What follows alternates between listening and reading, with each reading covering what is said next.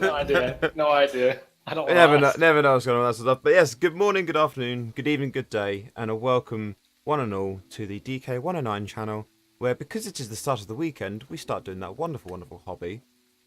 A little bit of D&D, Dungeons and Dragons, with my wonderful crew of the Saturday Spiders.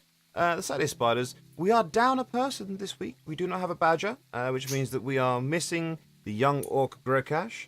But we are joined, as always, by the effervescent Mr. Pook. Mr. Warren Gebetto Pook to Meppin at your service.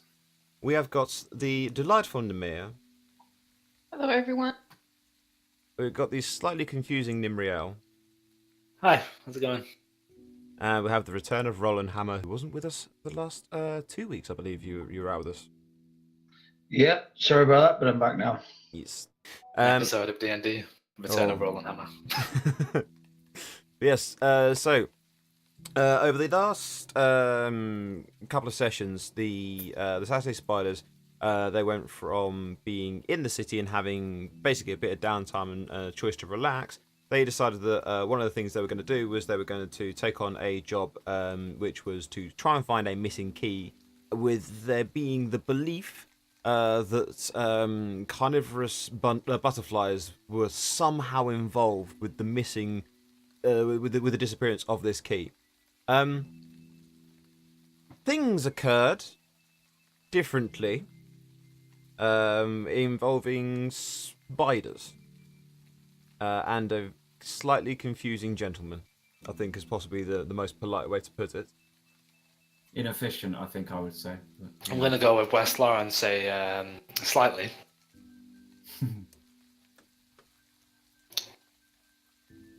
Yeah, so the party had a number of things to deal with in the end. That number of things mainly being a large amount of spiders. So just resizing the chat box there, which means it automatically wipes it as well. Thanks, Streamlabs, you're amazing. Yeah, so the party they end up meeting up with this this person, this Drago Brolo, who is the one doing the hiring, and he's not altogether there. He's a troubled individual, I believe, is possibly the most accurate way to describe it. And he takes them. Well, he doesn't actually want to go to where he thinks the butterflies may be hiding, because he's scared of butterflies. But they go to the woods. They find a cave, and inside the cave there are some things that are most definitely not butterflies. And certain other truths become apparent regarding perhaps a more truthful identity of the person controlling the skin sack. That's fair. I think Party, I'm gonna hand over to you at this point to go through your recollections of what's happened. Westbar? Okay, so as far as I'm aware, correct me if I'm wrong, where we left off, we were all back in the attic of Drago, faced with a couple of quandaries. At the very least, we're all back at the house, with the exception of Roland Hammer, who is still off in the city doing whatever. But I'm fairly certain that a hasty messenger pigeon will probably bring him to the house if need be. He's looking for bearded women. I think And this the bearded woman. we have two quandaries that face us. First of all, what do we do with Drago? As much as he was being controlled, we believe, by the being that is trapped within the ring, he still led people to their deaths, the spiders. So that's a quandary we've got. And then also, Pook, at the very least, is worried about the Grimoires that are in the attic. Nimriel as well, by the way. They contain... Question: is this? Oh, see. So this is. This is an update before what's happening now. Yeah. Yeah. They contain symbols that appear to be dark and occultish and shift when you attempt to read them. And Pook. Don't worry about all those lines over the trade district, by the way. That's for one of the other groups, but Okay. they're doing the tax collecting. They're shifting, and it's spoopy, and Pook is not particularly happy with the inclination that this could just be left here in an attic in Neverwinter. These books he would think are dangerous in some respect, or at least contain dark knowledge. So Pook is leaning towards the idea of wearing the ring so he can read them, knowing that he, as a gnome, has some resistance to magical effects. He's willing to take the risk and read the Grimoires to learn more. And that is the update from Pook's side of things. Dakota, do you want to go?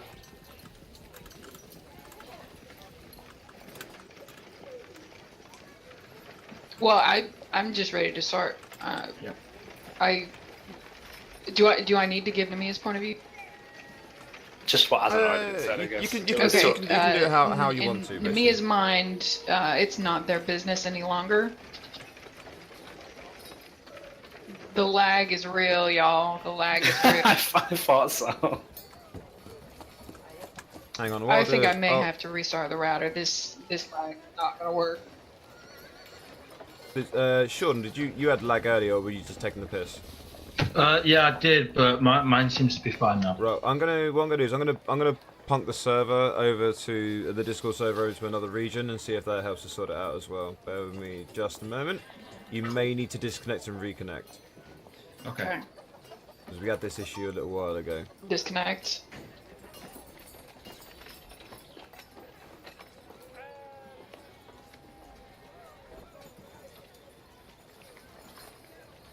Right. Server switched, so just Disco Rico. Sorry about this, guys. I think that should be okay. Because I remember we had a little issue a little while ago where things were just generally not behaving themselves. Such is their want, such is their way.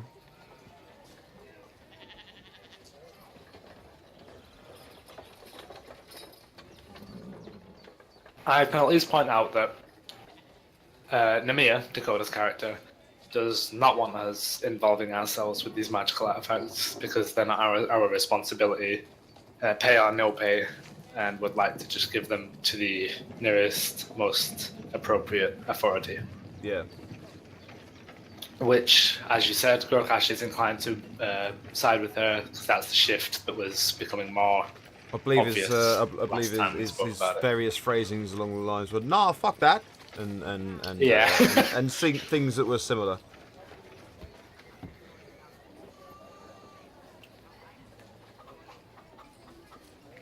You give everyone a moment, 'cause I think Dakota has gone to actually restart her router, I believe. So we'll give her a moment.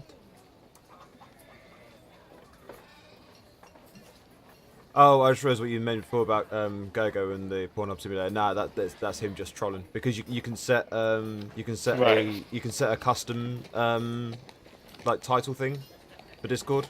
So Yeah. he just trolling. He trolling. Okay, so far I was able to hear DK say he just trolling real fine, so I think it might be Cool. better. My voice connected is green now versus red. Yeah.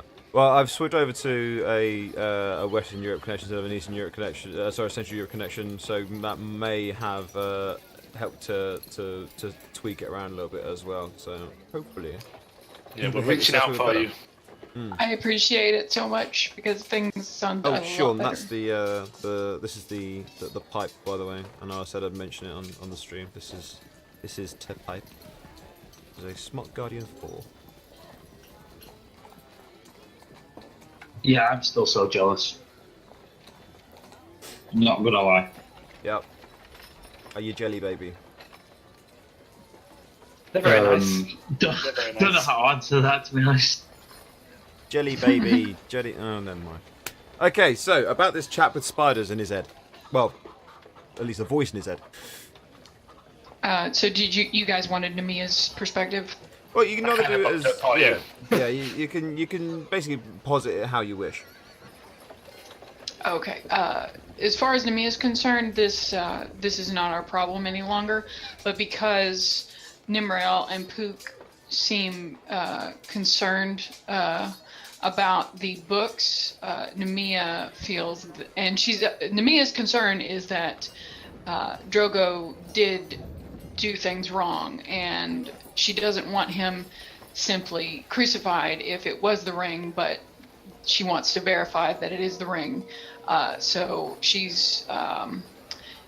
wants to make sure there's a true culprit in the deaths of the people they found in the cave.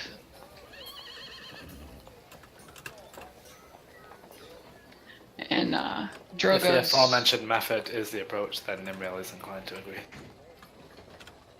the one to seek out divine help. Yes. That is going to be Namiya's approach, yes. But looking into the information within the books is also a. That's probably going to be a harder choice to make. Well, I don't see why we don't just get started and have the characters hash it out. Okay. Yeah, I think so. Yeah, I'm good for that. Yep. So, should we take it as a given that you guys sent out a little messenger bird for Roland Hammer when you got back to the city? I think that's going to be the easiest and most sensible way to get the party together in one location. Otherwise, I'm concerned that Sean's going to basically have nothing to do. Yeah, that's fine. Yeah, that makes sense.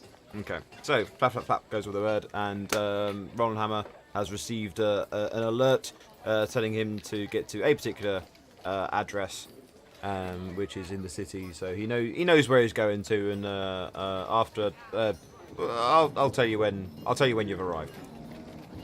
So Yeah, I'll camera zooms in back to the show. We pick up where we left off with the somewhat troubling and quietened conversation in the attic of the Brello household. As they're Townhouse. discussing, Nemia is standing beside the desk, and she suddenly slams her hand on the desk, and she's like, "Oh, I've got it! I know what we can do. We can take Drogo. We can take the books. We can take the ring. We can go to Helm's Temple, and they can tell us whether or not Drogo or the ring or the books are evil. They have the connection with the divine, and they can clear this up. We can make our decision from there." And why do you believe that the temple would know any more? The temple is not conversant with the arcane arts, shall we say.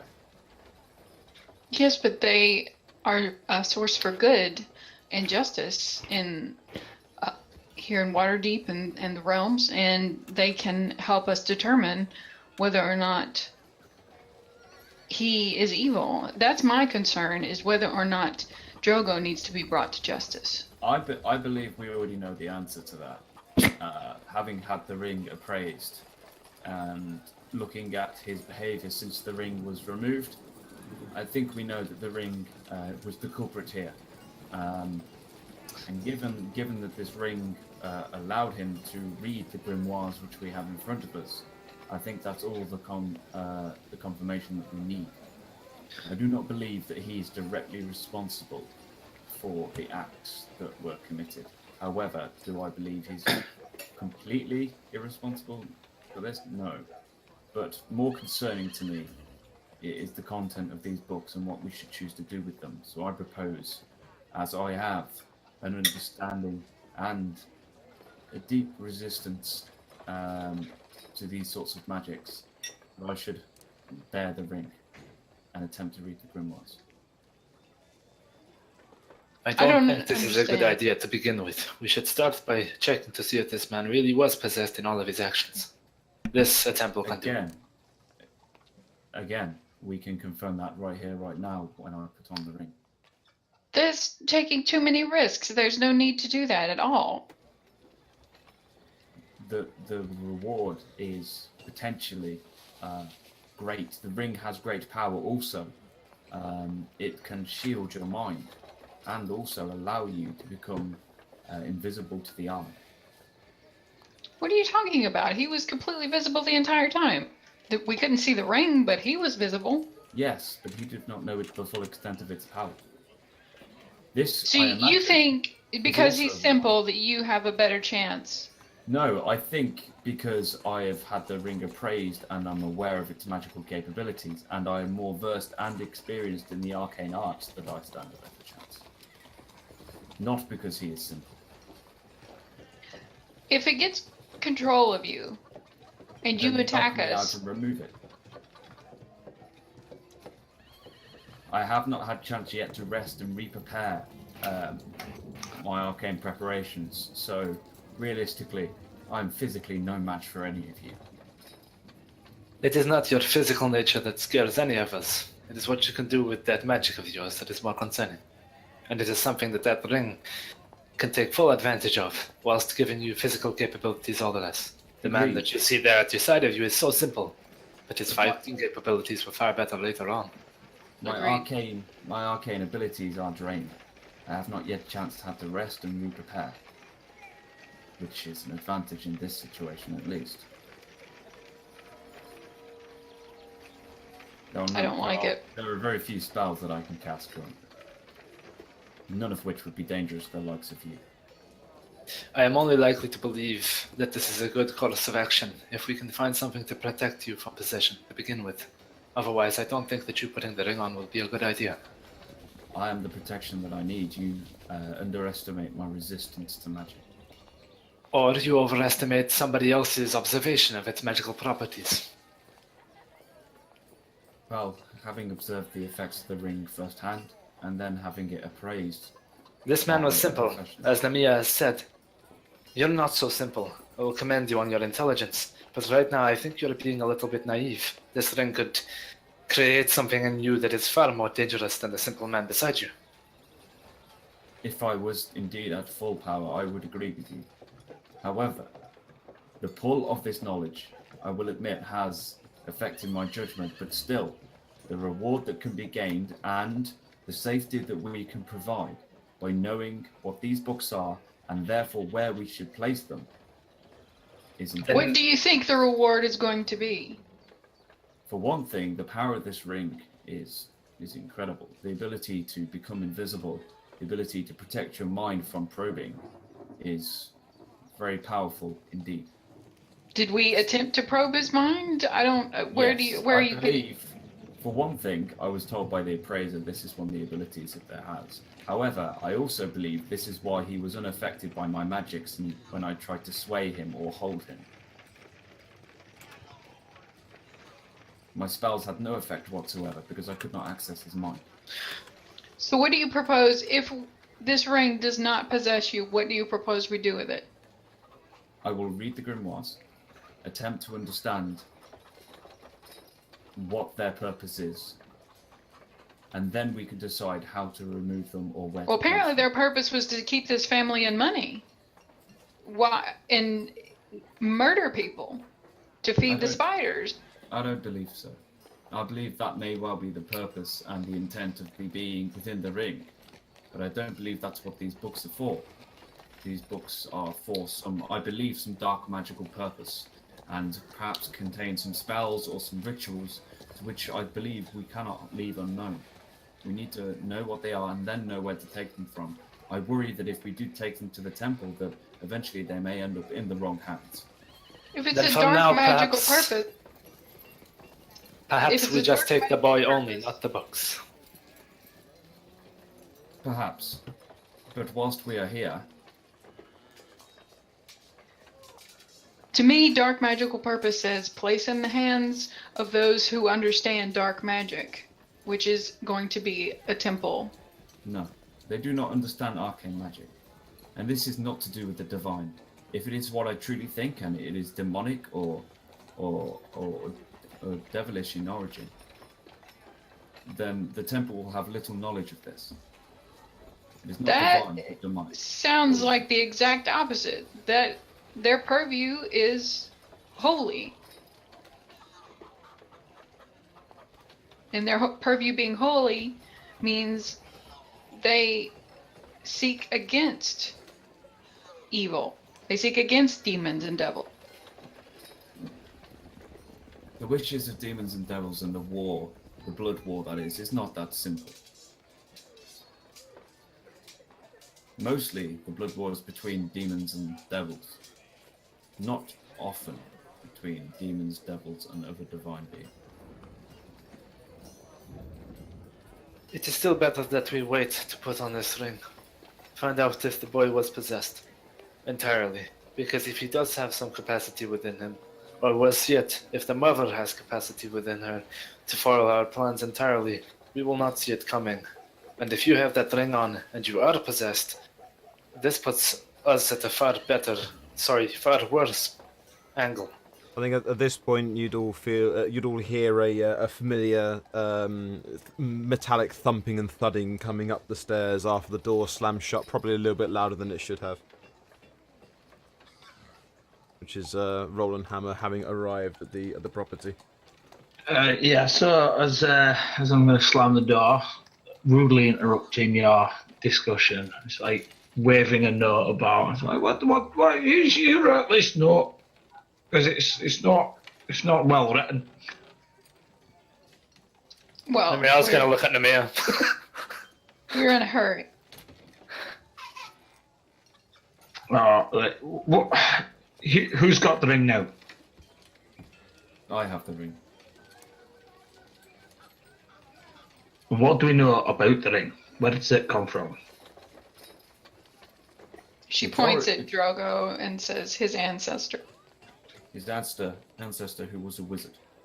He's just rummaging through his desk and stuff. He's sort of like just keeping himself very busy. He's completely, basically, just unaware of your continued existence in the room. My worry, should we turn over the boy, is that we would also have to turn over the ring.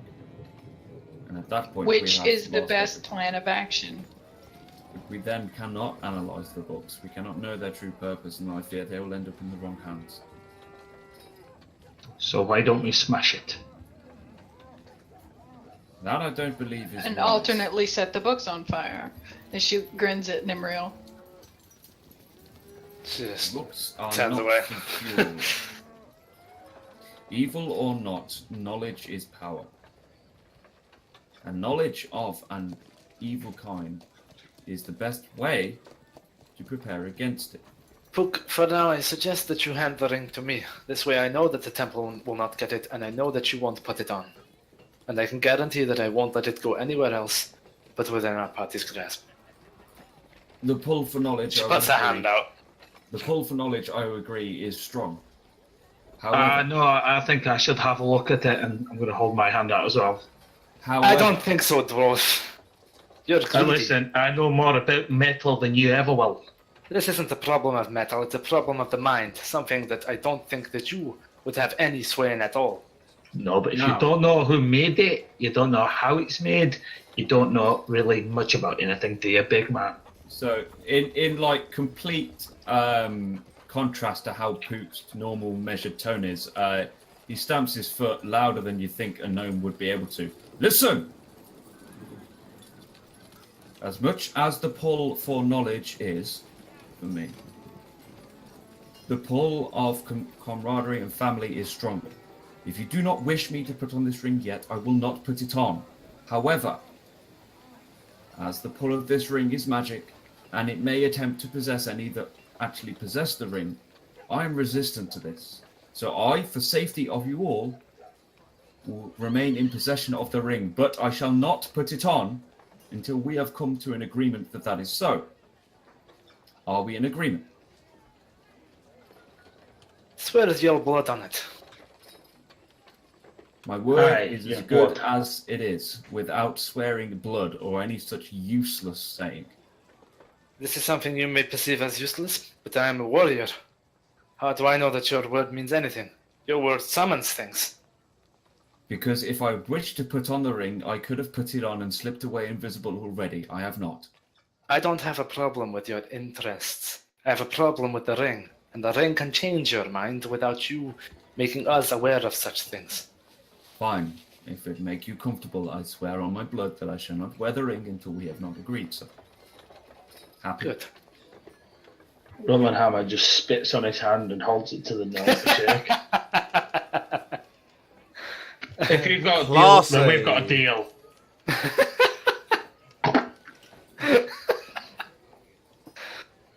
Oh, well, it's someone to be grimy. Poop just looks at the hand. I'm fairly sure the spit is probably brown. utter disgust. Just like, I already swayed once with a blood swear. I'm not spitting on my hand and mixing it with your spittle. I was expecting a. Good God, man! Is that a sandwich? Oh, no, just leans over and just spits on the hand as well. So, right, you are then. That's not like it. And I'm like holding it now closer to Pook's face. Shake it. Just literally not. No. Alright, heal the loss, and then I just wipe it on my armor. And so about that ring, so can I not have a look at it? No. It is a very bad idea for a man to touch the ring directly. I have been lucky enough to not fall to its sway. You were very lucky not to fall to a sway. I think we all were. What did I say? Try to say that I wouldn't want the ring on you for sure. Right. Can I So- have a persuasion check, just to see if I can persuade these guys? Persuade us. Persuade our characters. I think that's a D&D rule. Yeah. Well, let's. Okay, do your best, your very best persuading, and then we'll roll a persuasion. We'll let you do a persuasion roll for it. Alright, here goes and based nothing. on how well your persuading goes, I'll set a different DC in my head, and I'll give them an opportunity to like do a wisdom save against it as well. Well, Nami is already prejudiced against him Oh, everyone's going to have Sorry, everyone's going to have Nimrel. their own separate Don't like DCs me. for this. Well, it's not that we don't like you, but you've already Yeah. proven a little rash. Yeah. So. And you are a businessman. Okay, so here goes. And a dwarf. I mean, did I say more? So you're telling me, as a smith, you won't let me have a look at the ring, which I could know where it come from, I could know who has it, and I might know where to find a way to get it, roughly where it would be in the city that someone would know about that ring.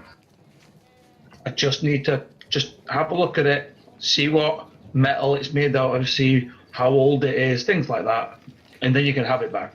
Roland Hammer, you know I have a respect for knowledge, and I am the first to admit that your understanding of metallurgy and everything else related far surpasses my own, which I am sorry to say I do not possess a knowledge of.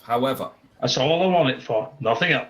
However, the age of this ring, the age of the ancestor who we are presuming has created it, who have been told has created it, Aye, so the man said, far outstrips even your age. Not Aye. your ability, but your age. aye, but generations and generations have been passed on with the dwarfs, and also, you're just going on what this man says. I believe you should understand that I'm actually a female, and I have carried this ring myself. I am fully aware You of know the what? impact it has on me. I didn't know. Still, metal. That's all. Nothing else. I want to see how well it's crafted, things like that. You keep the mind stuff to yourself. I do not wish to touch the ring until we have agreed that I should wear it. If I do so, I may well become under its sway unprepared. That sounds like a you problem. It will very quickly become a you problem should I become possessed. I don't care about possession. I just want to see the metal. I just want to see the ring, and I want to know how old it is. Such a stubborn tree trunk. We're mercenaries. We're not scholars. You are a scholar, Pook, but as a group, we're not scholars. We're not magic researchers. There is no use to us to have these books read. And as you say, if they fall in the hands of someone who might use them for evil, then simply destroy them. I see there's no reason to understand what's in the books. There's no reason to continue the legacy of this ring. And in the end, we're going to have to answer for whatever it is we do here, because we've got to turn these identifying tags back into the city, and they're going to ask us questions, and how are we going to answer them? Oh no, we wanted to know what was in the book, so we put the ring on. Do you believe that books and the ring, such as this, as magic as they may be, can simply just be destroyed? And if they can even be destroyed by our own capabilities, do you believe there will be no repercussions for doing so? Then let's take them to the temple where they can deal with the repercussions. I just want to have a look at the ring. He's determined. Roland, we cannot touch the ring. That is the quandary we currently have. If I could touch the ring without any danger and show it to you, I would. It is currently in this pouch, and in this pouch it will stay, because if we touch it, we run the risk of possession. And if I wish to wear the ring, I wish to be prepared for it. Okay, so Well, we're going to do a slightly different role than we would normally do for this bit. So, Ronham, you're still going to be able to do your persuasion, but because of the nature of how it's working, where it's essentially PvP, as it were, for this regard, crits and that aren't going to come into it. This is just going to be straight up based off of the numbers. Just try and make it a little bit more balanced, because everyone's going to have separate DCs based on their own feeling and whether or not they're going to be persuaded. So, give us a persuasion roll, and everyone else give a wisdom save. We think wisdom save is like the most sensible thing for it.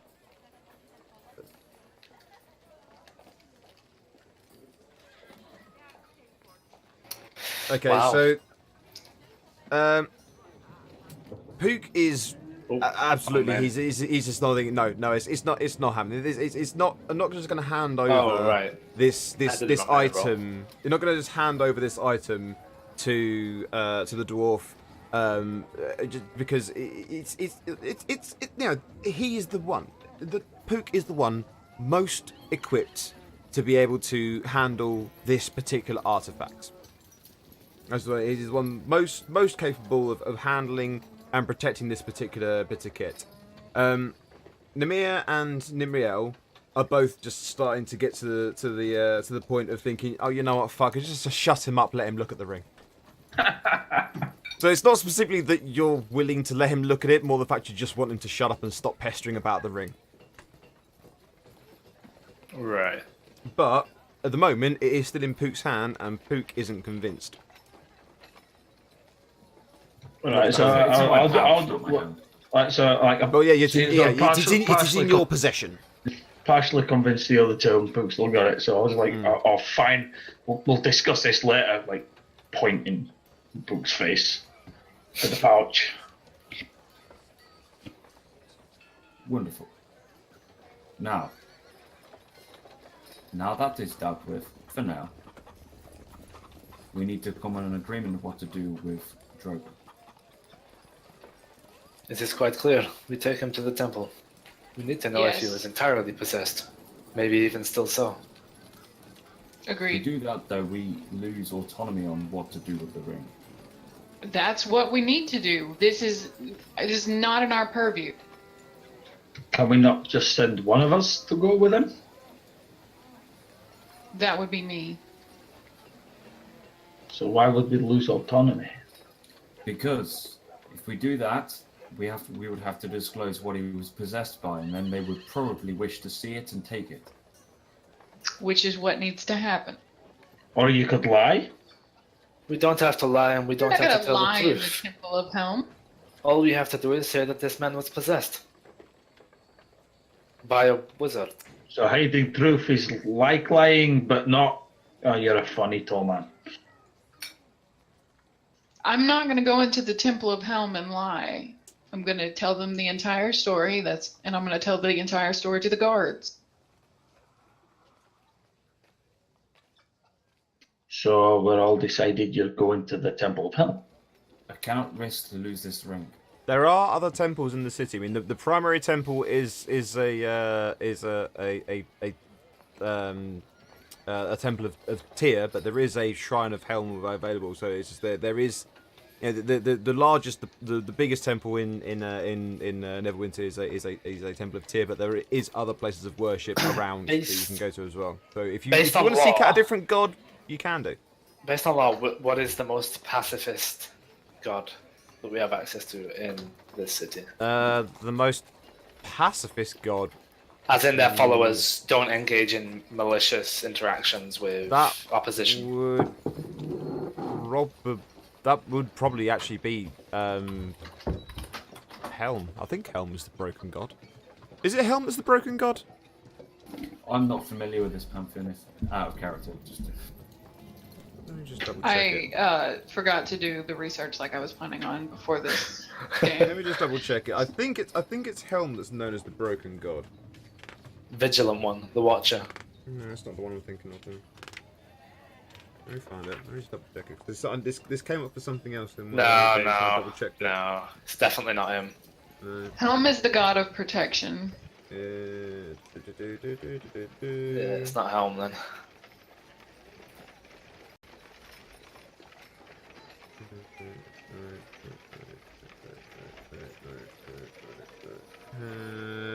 Ilmata. It'll be the yeah. There is a not a huge temple, but there is a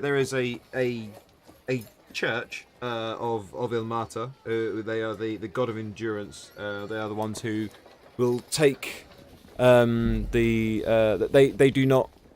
They generally do not strike out at others, but will take the pain of others unto themselves. Ilmata was basically spent a huge amount of time being tortured, and yeah, he didn't have a good time of it. Nimriel will suggest that we go to that temple. Are we bothered, like, if he is cured, that the ring will disappear, or are we bothered that within a proximity? I don't know how you work in this mind. I'm pointing at Brooke with the knowledge. We are more concerned with losing the ring by telling the truth, which is something we have to do. I have no problem handing over the books once we know what they do, but this artifact is also powerful and can help us in the future. Being able to shield our mind against those who would probe it, being able to become invisible. Look, unfortunately, the ring will not be staying with us. It is far too risky, and the likelihood is that it will be destroyed after we have used it. So the end game is to destroy the ring. It'll be what the guards want. We tell the truth, they won't want us to keep the ring. If the ring can even be destroyed here and not in the fires of Mount Doom. Where was you when Godolphin? I was expecting Roland Hammer to go, well, what are we waiting for? And hit the ring with his axe. Well, I did say that at the beginning, but I got shut down. Well, you can't. bad. The ring is currently in a pouch somewhere on Pook's possessions and body. Did So smash Book with an axe. Did I get that? swing away, so- swing away. we should probably discuss this on the way to the temple then. If we are to hand over Drago the books and the ring, then I beseech you to give me an opportunity to read them first, please. And I'm asking you now, person to person. This is a request that I'm making to you. So you're telling me you want to put on the ring, but I'm not allowed? If I put on the ring, then you may look at it. Absolutely. But I made an oath. I swore that I would not put it on until we agreed to do so. And to prevent me from breaking that oath, even unwittingly, I was unwilling to touch it until we agreed, because I may become possessed and then put it on. I do not wish to break the oath that I've made. Well, I suggest if we're going to do anything with it, we should probably get out of this grubby attic. This is where all the books are, unless you want to shift the entire chest. Which It's like a steamer trunk size sort of thing. You know, if ever you've played Fallout 4, It's big enough to fit like are two you grown men just in. like taking a shot? I'm trying to scroll down my thing and it pressed its press. It's like surprise, Pook, twang. Good shot! What's the No. what's the weight of it? Say again? What's the weight of it? The steamer trunk. You would estimate this trunk to probably weigh in a region of around about 100 to 120 pounds. It's a big I'll pick trunk. it up. I'll pick it up. You know the if you ever played Fallout 4, the steamer trunk that's like end dungeon loot box that you get when you clear an area on Fallout 4. It's one of those essentially.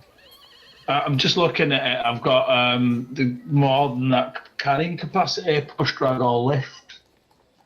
Does that equate to anything like this? Yeah, you can.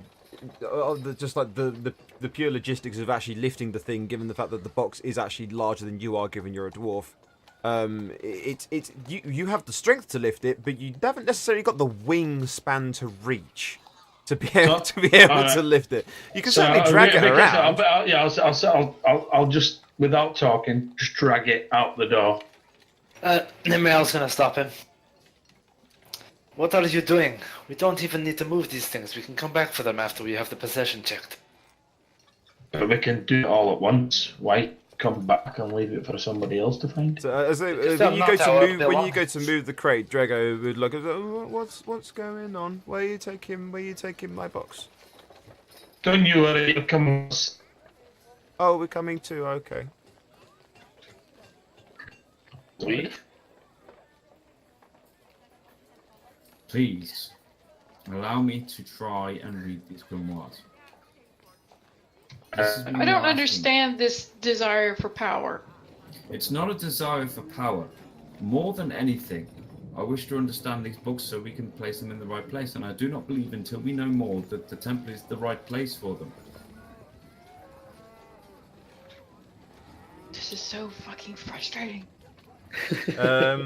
Just have an insight roll from Pook, please. Sure. So, thought of something.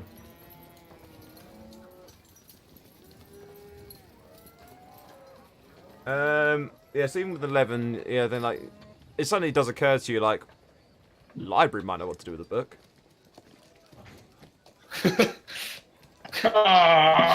You know. The conversation's kind of dragging on, so Nimriel's strongly urging the party to just take the boy only to Elmatra's temple. For now. Nemea can live with that, but she's not gonna leave Pook alone with the ring or the books. He's not to be left. Yeah, no. Which is why, if we're going to go anywhere, we can take the books, the ring, out together. That And you isn't don't- going You to be effective. broke up really badly there. I'm fine with that. And she looks at Roland Hammer and nods. Oh, so that's one. Anybody else? And you don't believe that we will be stopped because we would look very strange for dragging a trunk full of books through Neverwinter. Between Roland Hammer and myself, we'll be toting it. We're gonna move with purpose. If we get stopped, we tell them we're headed for the library or Well, the temple. You have seen people carrying traders, large business crates and stuff through like, particularly like through the trade districts and that sort of stuff as well. You've seen the porters that go from the storehouses on the waterfront to the trade district. You've seen people carting large boxes. They may look a little bit out of place to the fact that it's a pair of people who definitely give off the vibe of adventurers, but the idea of two or more people carrying a large box through the city, that's definitely not an unheard of or uncommon scene. Roland Hammer takes 2 ingots out of his bag and puts some Smith souls on top of the chest. I was like, no one's going to question that now, are they? I misunderstood. I thought you were going to drag it through Neverwinter, which would attract some attention. Not if it's Make got him look ingots big on it. They'll now. look, it might just No, be if full. you're both carrying it, then that's completely normal. I believed you were going to drag it through the streets of Neverwinter. And you assumed right. I was. But now, Nemea will help you carry it, correct? All right, come on. And I Right. just try and drag it a little bit further. Can we at least take a concession and go to the library with these first? You would leave these with a librarian? Not leave them, but have them appraised. You know that there is in the Majors district there is a large library, and there is also a library attached to the Majors College. Yeah, Because and that's you've the one I was been aiming you've been for. there before, so you know that there are varying levels of expertise of books, both magical and mundane. That was the. I was going to aim for the library where I've been before. Which one was that? Sorry, I can't remember. The one you went to was the Majors Library, if memory serves. Yeah, I was But gonna you go but to it was Major's the library. you was at the Majors Library, but the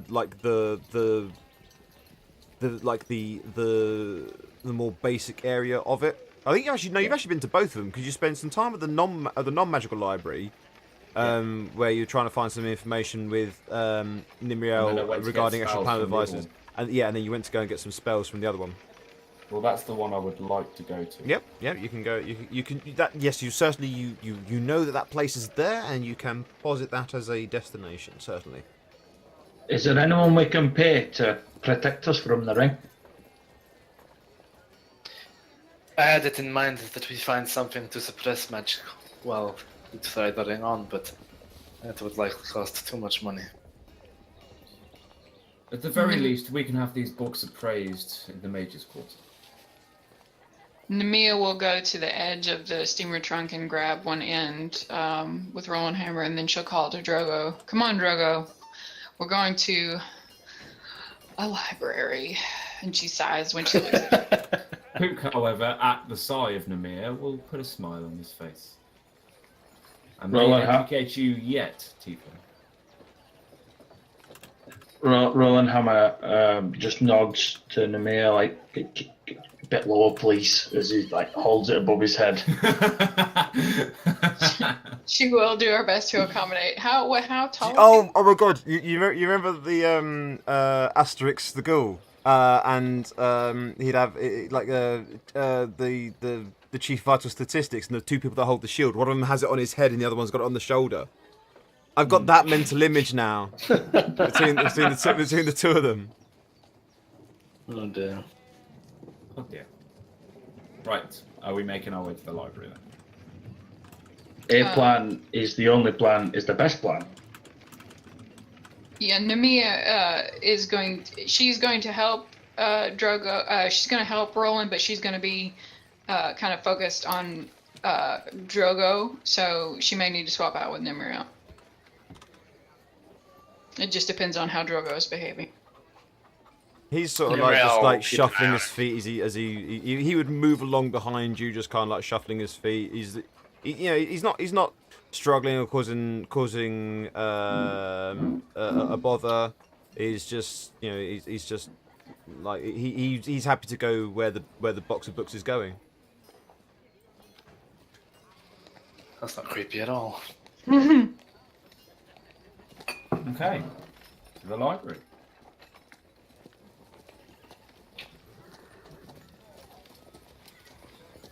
Okay, so you can head on through the city.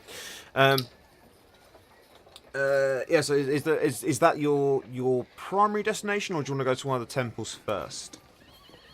I think for me, Pook would think the library first. Because the Yes. most of the Yeah, temples, well- most of the temples, and because the primary temple of Tyr that's in the city, that is that is the big shindig place. But if I just ping it, basically this area here is basically where all the various shrines, temples, and churches are all there. Where they're close to the graveyards, because in that way people that are found dead can be taken to the morgues that are there until they get claimed to be taken to whatever house of worship for their true last rites and such. So it's all very efficient. Nimril is pressing to go to Ilmater's temple first because they are the least likely to try and confiscate. You are the ring, technically or... closer to the temple district as well. So Yeah, if you were going to be that's making the another journey, thing. that would be a more efficient route to make. Also, because you have got that large crate as well, even though it would be technically a longer journey, you haven't got to worry about is there going to be a boat strong enough to carry the box as well as all get you across the river, as in how easily could you find something like that, because it is a big, hefty, heavy box, so you have the ability then to use the bridges. It's up to you, obviously, it's entirely up to you which route you take, but there is definitely an awareness that whilst it may be a longer journey, it will be an easier journey to go via that religious area. So what's the votes? Nimril suggests going to Ilmater's temple first. I suggest the Mage's Quarter. Nemia suggests just Ilmater's temple first. Roland suggests the close one because this is heavy stuff. So, you're Don't heading- worry, Pook. They are very unlikely to take your things from you. I You're hope. not mine. So I do you're not heading wish to. from somewhere in this area. I can't remember exactly where I said the house was to begin with. Actually, I think I said the house was over here, if memory serves now. But yeah, you're Yeah, heading from there. You're you going through the city, so along the little wavy line to get through to the religious the churchy religion-y sector of the city. Yeah, so it's a little bit of asking around. You get to the Church of Ilmater, Ilmater or Mater, depending on where you're from. And when you get there, it's very quiet. There is as you go in, the church is mostly empty. You get the feeling that whatever services may have been going on in the day, there is nothing going on right now. There is a deacon near the front who is going along. He's just snuffing out some of the more burnt down candles so he can replace them and relight them. You can hear like a a peculiar sort of like a swishing sound coming from the the yard to the side. So as you go in through the front, if you imagine like you have the multiple queues going up the church, like off to like the right hand side through to like the by another door that's just cracked slightly open, you can sort of like hear a peculiar sort of swishing sound. It's like it just every few seconds, just like a swish. Does it sound like a broom? It does not sound like a broom. Is someone having a bath? Nope. Is it a spell? Nope. There's no magical tang in the air. Nemea calls out, "We'd Is it- like to is it a speak to the book? priest." So the deacon is there. So there is a you recognise that there's someone wearing robes that carry the symbol of Ilmata. He's actually got so basically on the back of the robes is the symbol of two hands, which are bound by red cord, and you can see that the sleeves of the robe they end in quite tightly cinched around the wrists. Some red fabric there as well, so as in that same theme all the way through of these the red bindings around the wrist. And he's just going along. He's got a little wicker basket full of little candles, and he's just like snuffing out the nearly dead candles and swapping them around to make it so that there's everything is ready for the next service. Sir, Oh. we'd like to speak to your priest. Rollenhammer gives a nod to priest. just drop the box as loud as you can, try and get at it. Too late. She already got someone's attention. I know, you beat me to it. Yeah, so he turns and says, with you just a moment, yes, priest, with you just a moment. He finishes off doing the particular arrangement there is, sets the basket down beside it, and walks over with his hands together. So you can see that he's trying to keep his wrists as close to each other as they can. Or you get the feeling that that's part of their thing, is that you always try to signify how their god was bound. Nemea will put down her side of the chest, and she'll come to stand behind Drogo and kind of push him in front.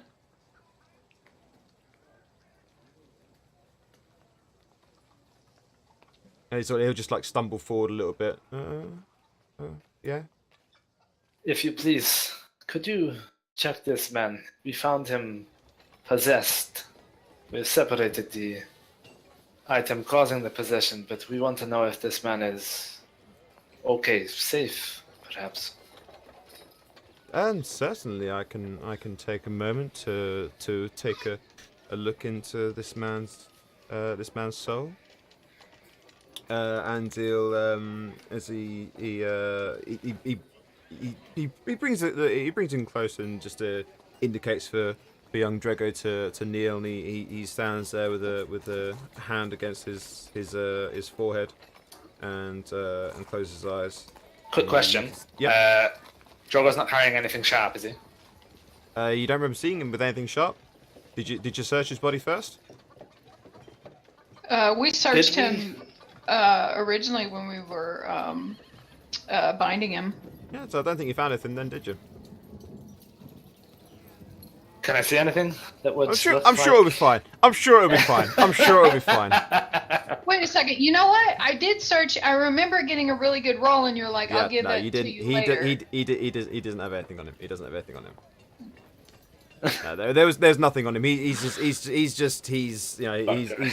got, he doesn't even like you really not have anything in his pockets aside from some lint and maybe a half chewed boiled sweet of some type. He's got nothing on him. Potato. Come on, man.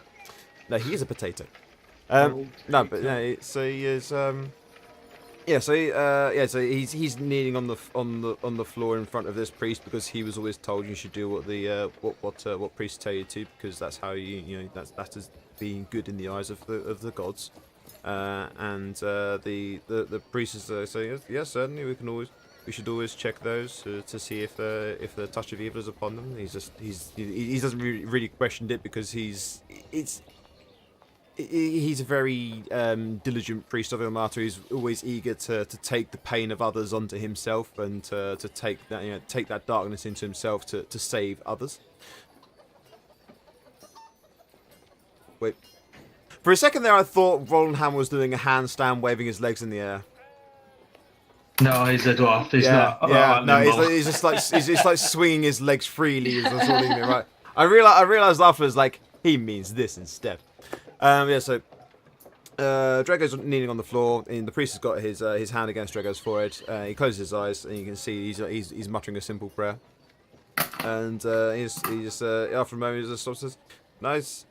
Whilst I do sense there has been a touch of darkness against this man's soul, his soul itself is not dark. He is a simple man. He is well, not pure, but certainly he is not evil.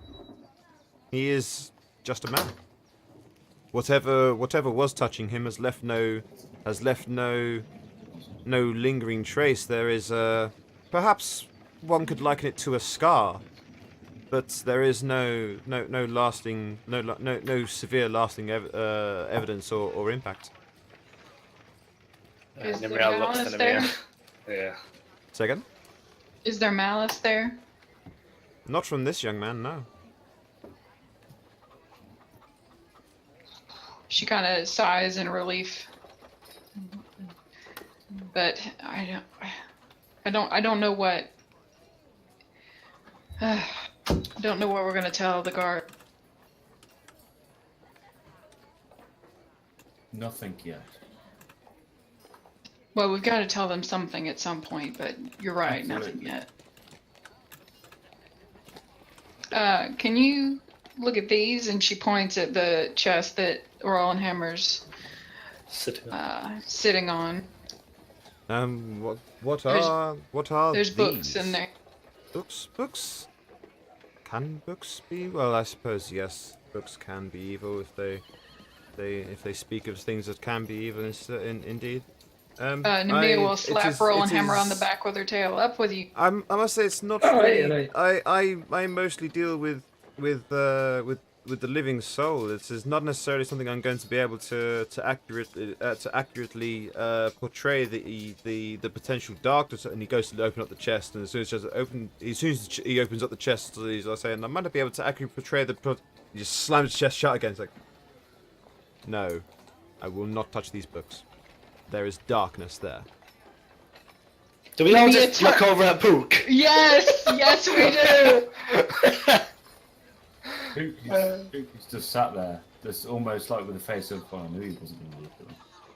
And then she points at the top of the chest and says to Pook, "Put the ring, dump your bag on top of the chest." It's in a pouch. The pouch is part of my clothes. I can't dump it. So there's no way to get it. So looks like you're gonna have to strip, Pook. This man, talents though he may have, will not examine these books. Roland Hammer starts digging through his backpack and holds out a mess tin. Right, put it I in. refuse to look at these books any more than I must, as whoever wrote them has left a foul taint of their soul upon them. What might you presume these books are or would be able to do? I know I'm not going to ask you to look at them anymore. I do not wish to make you any more uncomfortable than you may be already. But if, in your opinion of the divine, of experiencing these matters, if you have any, what would you say about these books? Ilmata is a god who takes the pain of others, takes the suffering of others unto himself. He is the god of endurance. These books speak ill to me greatly, as they are written by one who would willingly force others to endure pain and suffering. These are the very antithesis of my beliefs and my order. And who's that then? Well, that would be one such as, I will not speak her name, but there is a being of some power who takes no small amount of joy in causing pain and suffering unto others. Roland Hammer turns to Nimriel and shrugs like, I do not know what I'm talking about. Everyone give me a religion check.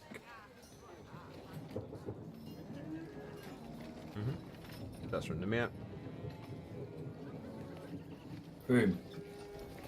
Yeah, so everyone just sort of like have a bit of a look at each other, a bit of a think, and you'll, with varying degrees of speed, sort of comes to the realization that he's that you know you remember things you've heard about how various gods battle against each other, and you know that their believers are maybe sometimes go against each other, and how some of the darker gods have got particular good gods that they like to target. And you remember that the followers of Leviatar have a particular penchant for torturing followers of Ilmater, usually in such ways as not actually directly torturing the follower, because they are more than willing to endure pain for others, but they'll happily torture people in front of a follower of Ilmater or Ilmater. I keep swapping between the two of them. But they'll happily torture someone in front of one of the followers of Ilmater in order to actually torture them by saying, look, here's this person that I'm hurting, and you can't take their pain away. La la la la. Who's their god? Do we not know that? You remember the god Leviatar?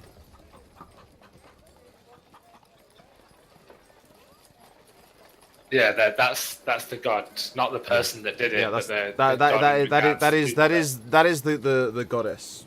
Actually, specifically, it's goddess. But In your professional opinion, would you say these books are arcane or divine in nature? I would say the books themselves, I do not know. One would need to read through them to divine their actual purpose and specific power. But the one who wrote them has a malicious intent. Now, final question. And you have been very helpful indeed so far. Could you tell us what you would do with these books? I would burn them. Yeah, I think you're asking the wrong man. If they But were... I have somewhat of a biased opinion. And he sort of like he spits that phrase out as if he knows that there are those radicals who would seek to use such power against those who would make use of it for its quote unquote true purpose. Now, would you know if there would be any ill consequences of trying to burn magical tomes such as these? I do not know if the tomes themselves are magical. All I know is that whoever created them, that their soul is indeed very dark. I do not know if the books, the tomes themselves are magical, but I'm almost certain whilst they contain the spark of magic within them. it can anyone with any knowledge or experience of tomes of power through the power of a god or through the power of magic. Some tomes have the ability to hold that power, or hold a measure of it, and some tomes, if destroyed or not destroyed in the correct manner, that power can become released or even wild in some way. Or potentially even activated. There may be trapped tomes out there. Stranger things have happened in this land. This is But- what I see it. That's just why I say I have somewhat of a biased opinion. I do not care. I personally would see it as being part of the risk, but a risk worth taking to burn these books before they can cause harm, or before another can use them to cause harm. DM. Yes. Nimriel is having a realization, so she's going to address the priest. Yeah. Certainly. Is it possible, perhaps, for you to exercise a ring? If an item is possessed, I can attempt an exorcism ritual. I can attempt a banishment. If You you would- were to do this, I think Would Nemia's you- spotted Roland Hammer, if nothing else. Yeah, Nemia's gonna put a hand on Roland Hammer's shoulder and whisper to him, "What are you doing?" So I had to walk up the book. No. And she kind of tugs him backward. I wouldn't worry, Roland Hammer. You shouldn't be able to read them anyway. Now, regarding the exorcism of the ring, this I am interested in. However, I am concerned. You said that if we were to improperly dispose of these books, we may well release the power. Is not there the same danger if you try to exorcise the being from the ring? When one is trying to exercise a being of any level of power, from the smallest vestige of a soul in the form of a ghost to poltergeists to demons and what have you, the core thing is that you must overpower that creature and either convince or force it to move on to either its home plane or the next plane. Obviously, that depends on the creature and its origins. And you It would be is confident that you something. could do this. As a deacon of Ilmata, I can endure more than you can even imagine. Kinky. All the while this conversation been going on, by the way, that swishing sound has still been going on. Can I listen closer to that sound? Yeah, sure. Give us a perception check. While he does that, Bringing Deacon, that what is shit that up noise? again. It's a whip. It's clearly a Yeah, I whip. don't know. Why didn't we think of that? Oh my god! What the hell, guys? It's very clear. It's very clearly the sound of a whip. It's the swish of leather cutting through the air. Like a flogging whip or an actual like fucking Yeah, like a slaving whip. no, like a cat o' nine tails sort of whip. Right, yeah. Jesus, Deacon, what man. is that noise? That is one of the faithful. Are they flagellating themselves? It is one of the ways that we can become closer to Ilmata and take a measure of the pain inflicted upon him onto ourselves and ease his suffering. I swear to God, there was a faint smile on your face when you said that. There is a smile on the deacon's face when he says it. There is a sense of Christ. there is a sense of pride that they are doing the right thing when they do that.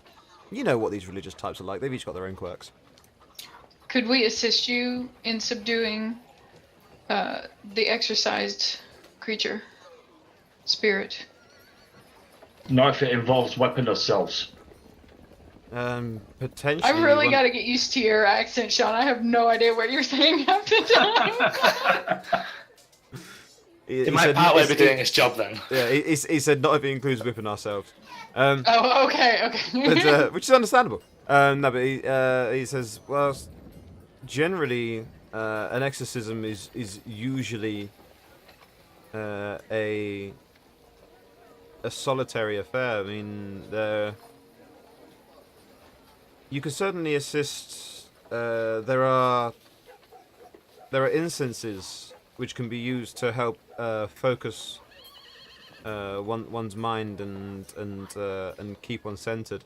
And whilst lighting incense is one thing, having it being in a censer bearer where it can be more accurate, more aptly dispersed, and be more ably and aptly dispersed.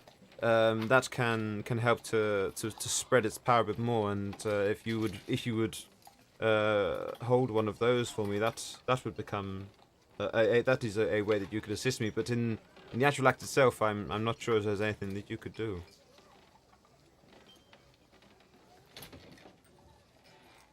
I'm not happy with this, and I'm not convinced in this, but I will defer to the party for our next action. For now, I do believe it is better that we go have the books checked by somebody else. But I do believe this must happen later. I can schedule you in for 6. No. So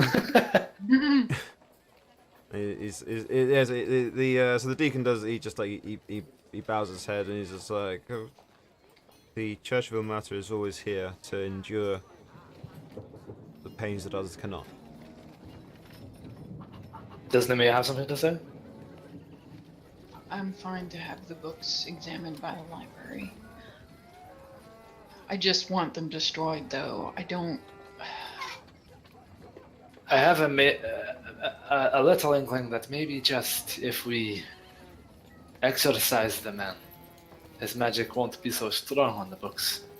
But of course, I'm not willing to just jump right in. I would still rather have them examined.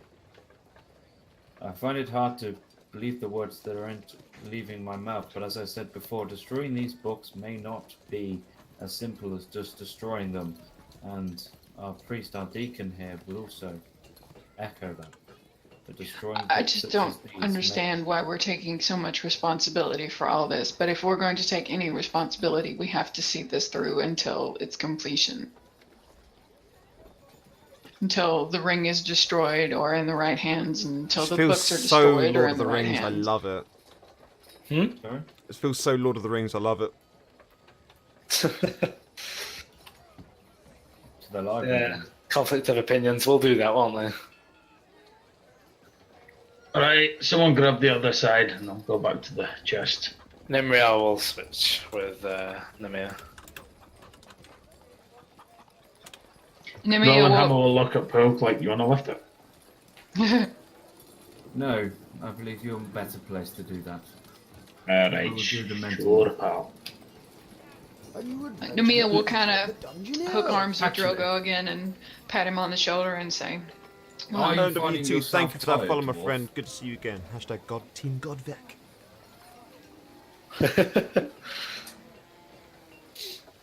Do you Me think I- tired? No, never. There may be a way that I could ease the load, is all. God, it sounds like I am in Lord of the Rings. What's the guy's name? Lighten the load. And how would you do that? Oh, share the load, innit? Yeah, share the load. Magic, of course. distinctly remembering you I- said you didn't have any magic. Are you telling me you could have lifted this chest the whole time? Do you know Tensor's floating disc? Yes. Oh, I love it. Oh, hang on. Nimriel's going to take ridiculous- this moment to very quickly lift the ridiculously OP little spell. too high. It's so situational, but it can be such an OP spell. I love it. It can break so many scenarios.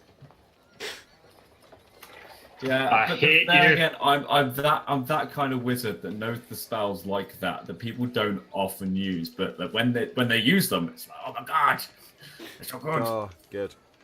I Good, would good. need- I love it. I would need to take a short rest first before I can recall the spell. How short? Like 5 minutes? Closer to an hour. Yeah, we normally say let's we not we just not go. we, No, we just not, we grab normally, this chair. You're useless. You won't be saying that when I save your hide. Well, when you lift the chest up, let me have a rest on top of it, then we got a deal. Yeah, Nimriel's going to, as I said, lift her side of the trunk up too high for the dwarf.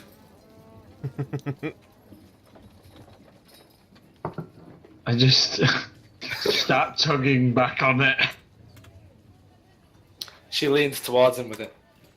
Starts stepping towards him. I have to make some sort of check here. what you No, basically just no. like do like a tug of war with the crate. No, With there's the no tug 100-pound on my crate. end. There's no tug on my end. She's just lifting it too Oh. high for him and walking towards him with it. I've gone to pull it and he stepped in, so I've got to make sure it'll fall over. Is that right? That's where we're going with this? She's trying to make you fall over. Yeah, I've noticed. I think the just like. Well, let's treat it as like a grapple kind of thing. 'Cause it's kind of like you're both grappling the box essentially, aren't you? In a way. So the strength or athletics from both of you. No option for acrobatics or dexterity on this because this is purely you're both trying to like. There's Either a strength move it and or- No, strength or What- athletics. You can What the you DM can choose. is saying is you can't backflip to hold this box. Yeah, basically. Oh, what a lame roll. Here comes the nat one. Oh no, that's a shame. What a Yeah, shame. so what was Roland Hammer attempting to do? Like, not fall over and like make it so that Nimriel was not holding it too high for me. Oh, so you You're going to basically pull it towards yourself? Well, no, fight against whatever you're doing until you stop, basically.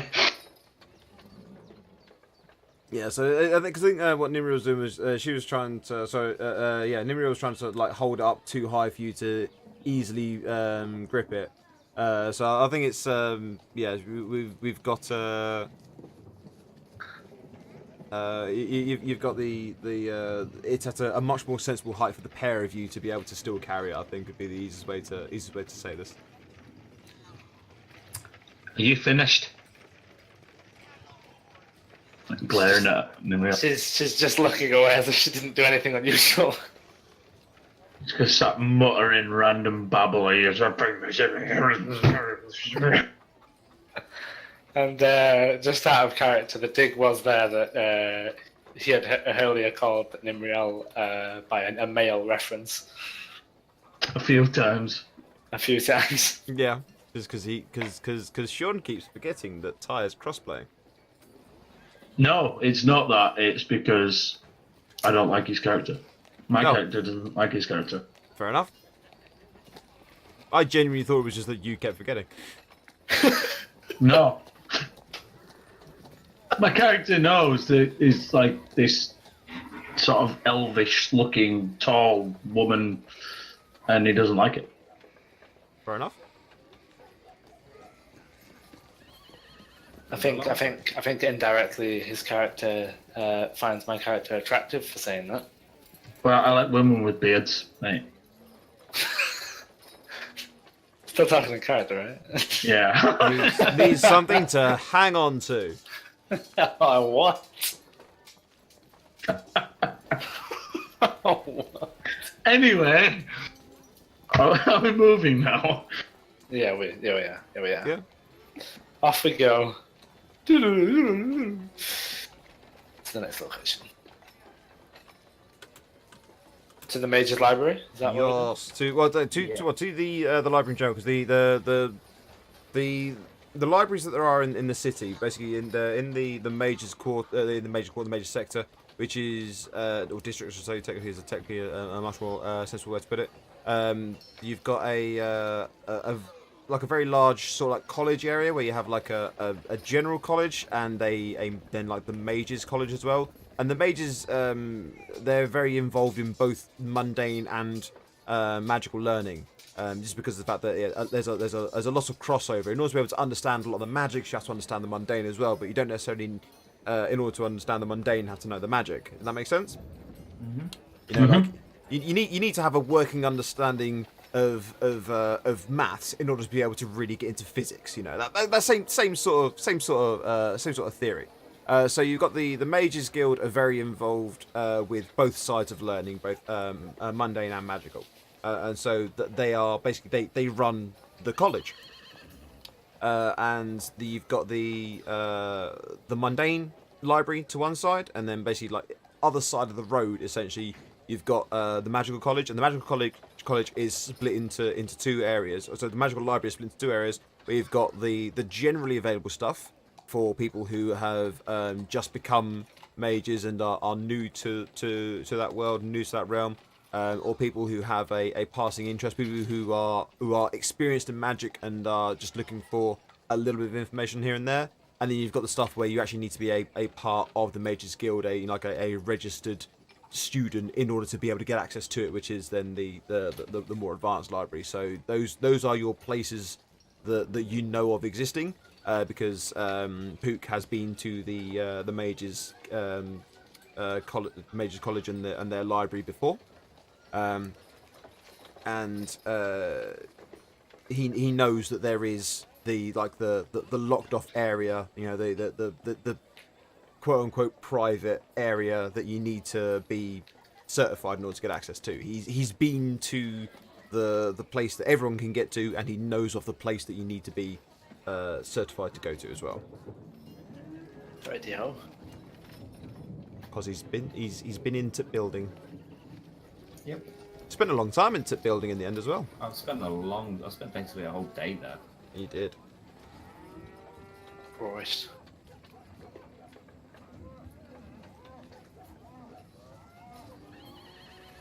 Then? Yeah, so those are your destinations that are available to you that fit the information you've asked for, right, as it were. We'll go to the one where I obtained the spells from. Okay, so that is the magical library, the basic magical library is the easiest way to describe it. And you see the familiar face of the librarian there, the rather comely high elf librarian who was there before. She's there at the desk, the entry desk, and she's just like going through some indexing cards and things like that. Just like like the standard thing of keeping yourself busy at the desk type of stuff. She's going through those motions. Nimriel drops her side of the trunk. Carefully. Looks up at that sound. Hello. How can I help? Roll a hammer just drops it. I think she'd recognise Pook and was like, hello again, young master. Have you come to seek more information? Indeed. We have some books in the trunk behind us. I wondered if we may have them appraised or looked at to ascertain their arcane contents. That's not normally the sort of thing we would do here. It's not really my remit, but if you bear with me a moment, if I just take a quick look at them, at what they are like, and I'll make sure I go get one of the professors who may know a little more, and she'll walk around. They've been her desk and touched come by over to you. evil. Nemi interrupts. Been touched by evil. Yes. Well, I mean, I still need to know a little bit about them in order to know who to. Just be careful. Yeah. Yes, I shall do my best. She adjusts her Pince Noir glasses. And she indicates for the chest to be opened. Roll a hammer goes to the chest to open it. Cool. Okay, so she'll she's a little bit timid as the box opens, expecting something to jump out at her. Almost, you get that feeling that she's a very aware of what you said and expecting the worst to happen. And it's like seems a little bit nonplussed when the box opens and nothing really happens. Just like looks in at the books. Interesting. She leans down to pick one to pick one of the books up. Takes it in her hand. Nothing happens. She doesn't wince or anything at all. She just flicks it open and looks at it for a moment and just like rubs her eyes. No, that's very peculiar. Right. Okay. She closes the book again. It's like that's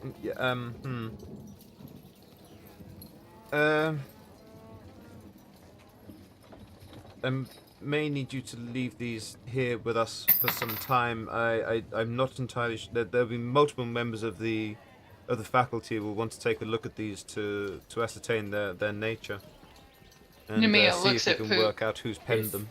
If that is the case, then we will remain with them. No, you're perfectly welcome to, but it may be some days until potentially weeks, even months to decode these things. Decoding would not be absolutely necessary, at least not initially. We just wish to know the general content, why these symbols are shifting, and what they likely would be to pertain to. We do not need to know and understand each verse. Oh well, in the that's phrase. even with my limited knowledge, I can tell you that it's as simple. They're written in a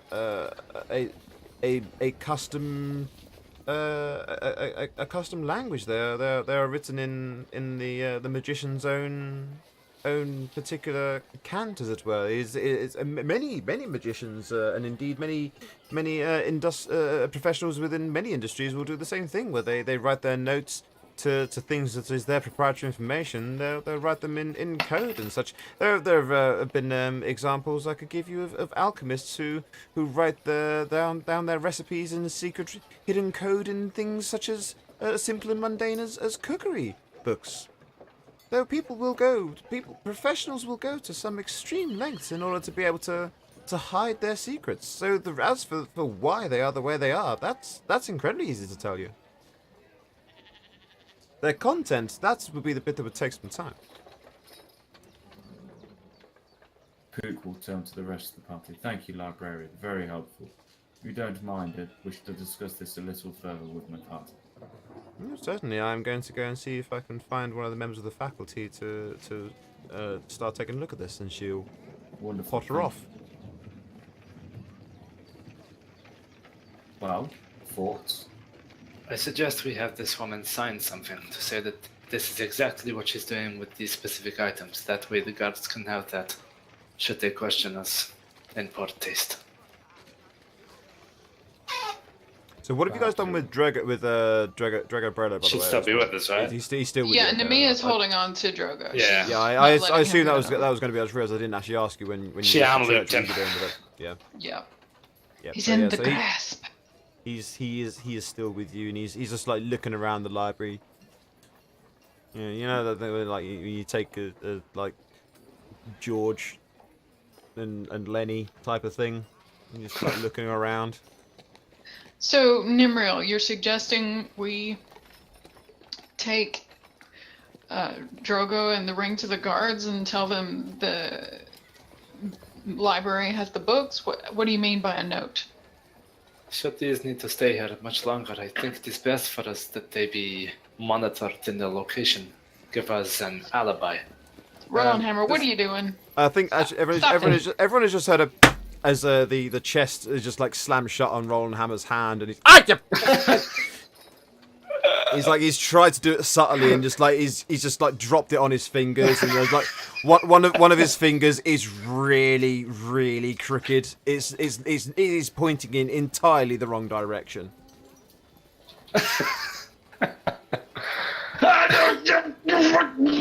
I like stops and looks at everyone. It would seem What? we don't need evil painted books to cause you harm, Roland. Wait. Please. What's this? It's Roland Hammer.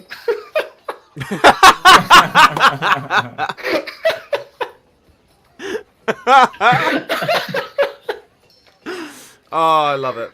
Brilliant. Oh no. So I'm just like holding my hand like under my arm, just like staring at people like, don't judge me. Oh no. What's that from where you're like Family Guy. Family Guy. Oh, you wonderful dum-dum. Oh, that's great. There's greatness right there.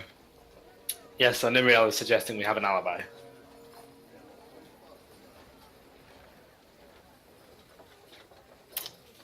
I'm confused as to why we need. Explain this to me. I don't understand what you're getting at. For the moment, I don't think that we need to hand the ring into the guards. We should have it examined further. Perhaps let Pook use the ring under limitations. But if we do this, the guards may want to know why we took so long to bring the items back to them. I see.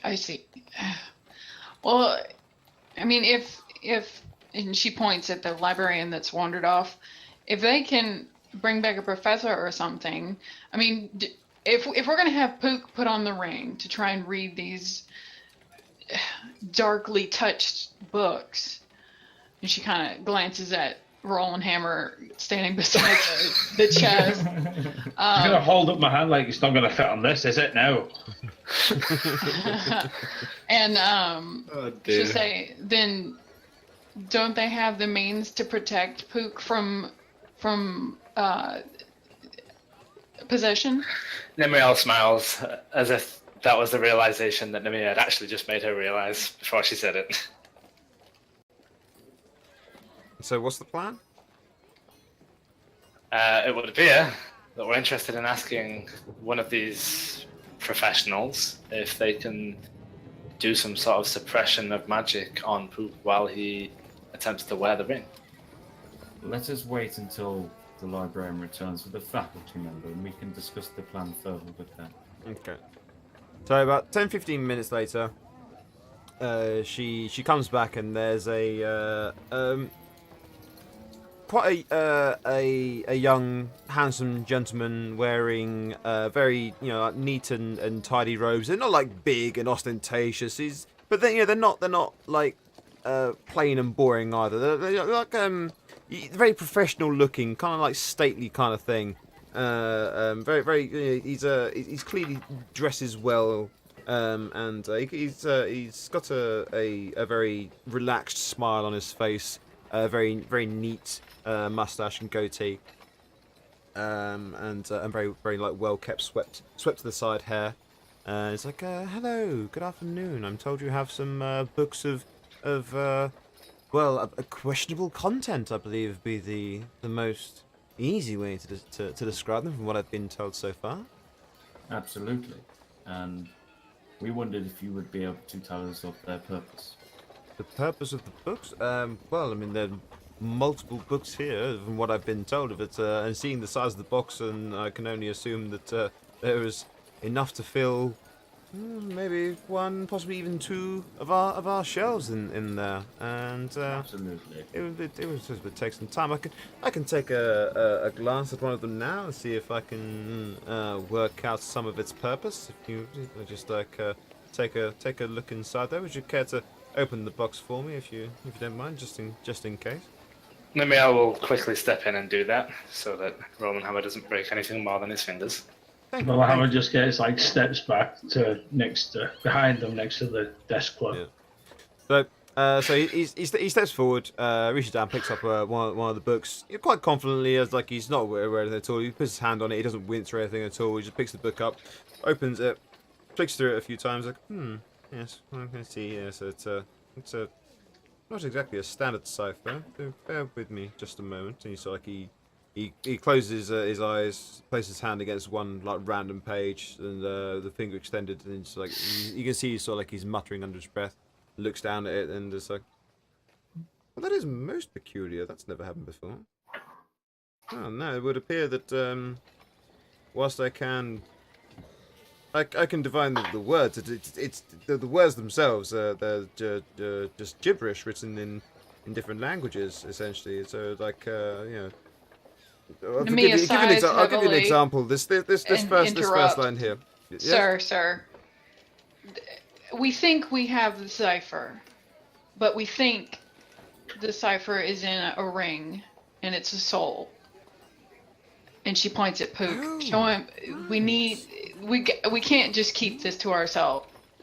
If one was to bind the soul of a demon or something, and teach it the cipher, that would be one. Yes, that could be an incredibly clever way of. But what if they teaching bound the their secrecy. own soul within this ring? Why would one bind their own soul to a ring? Unless there's someone of incredible power, they wouldn't be able to split their soul anyway. And even if they were to do such a thing, they'd have be difficult to maintain control over both parts, or both or more. You never know how many times. If they're capable of doing it once, capable of doing it more than once, I suppose. This brings us to our next point. You see, Is he's it like possible- you get the feeling that this guy's very much like Pook. He's very much like information, a thought, and a brain, and an idea. You get the feeling he's just a taller Pook. This brings us to our next problem. Is it possible for you to suppress the effects of magic, such as traps, possessions, within an item or person, whilst also trying to trigger the effects of said item? She's almost confused herself by the It's It depends exactly on what the power of the magic spell or item is, and but there certainly are. There are ways to suppress magic via imbued devices or indeed creation of magical fields. I mean, I don't know if you've ever if you look like the adventuring sort of types. I don't know if you've ever encountered a beholder at all. There's many records of people of magical power being unable to draw upon the winds of magic to cast their spells when in the presence of beholders. Oh So my it- god, it this is- is not relevant at all. Good sir, really what we're He's looking just for. like Poke, isn't he? What we are looking to do, I'm willing myself, being resistant to many magics, to wear the ring so that I may understand the cipher. Are you able to Anything provide us indeed with for any the protection? to gain insight. Indeed, is always a good idea. One must be brave and be willing to experiment and take much risks in order to learn knowledge. You would do well in this academy. You certainly would, young man. Ways to protect. Well, the only real protection you would have, if there is indeed the soul of some creature inside that ring, the only real protection you would have, I'm afraid, would be yourself. If I was to attempt to enact some form of field or ability to suppress the magic within the ring, there's the potential that I would be suppressing your own powers and abilities, and could even potentially suppress your innate gnomish resistance. I'm afraid it's an experiment I've never undertaken, but I'm more than happy to try for you. I'd be very glad to see what the results of such a thing would be. I believe it would be best for me to attempt to read. Oh yes, certainly. I'm not going to put myself at risk. No, not that there's someone willing to do so, and I can still get the information. Must be stupid. Namia laughs at that. Are we in agreement, party? I can take it through to my magical laboratory. Nimria, Roland, are we in agreement? Nimiel's looking at Namia. I guess this is more important to her, is that Namia is not feeling she's morally harming herself. Roller Howard's just like sat down polishing like some ingots, like not interested at all. If we've got extra people and safeguards, I don't understand what the end game is here. I don't know why we need to know what's in the books. I don't. Often you will not understand the power of knowledge that you can access until indeed you have accessed it. This is the essence of research, the essence of study. Let's see. What time is it now? Like Uh, afternoon, morning? I have no idea. This would be late afternoon, early evening. I mean, can do this right now, right? And she looks at the No, professor. yes, certainly, yes. I have no current appointment. Indeed, I was just going through some of my own research of my own. I have nothing I'm particularly required for at this time. I guess let's see what the hell is in these books. Fuck. I'm gonna Certainly, hit you. wonderful, I'm gonna brilliant knock stuff. you out if I think you're possessed, Pook. It's no question. I would expect nothing less. It's like he snaps the book closed in his hands. Fantastic stuff. Right, pick up the box. Follow me. Roland Howard looks at Poke and speaks like in gnomish language and like, are you sure you want to do this? Absolutely. Responded in kind in Gnomish. Alright. I feel like the Alright. tone in which you said the one word would have been obvious what you said, even in any language. Yeah. More than likely. I'm being polite, shut up. So so he's leading the way. He's going off at a quite a brisk walk. You can tell he's quite excited to be able to carry out a new experiment, something he's never tried before. Learning new knowledge. Who wouldn't want to do that? Roland Hammond just quickly goes, oh, 1 second, and goes to the clerk and puts the indecipherable treasure map and like, can anyone help me with this? I forgot about that. It's just like Well, going I'm to the sorry, doctors for a what? cold and asking to look at a wart you've got on your finger.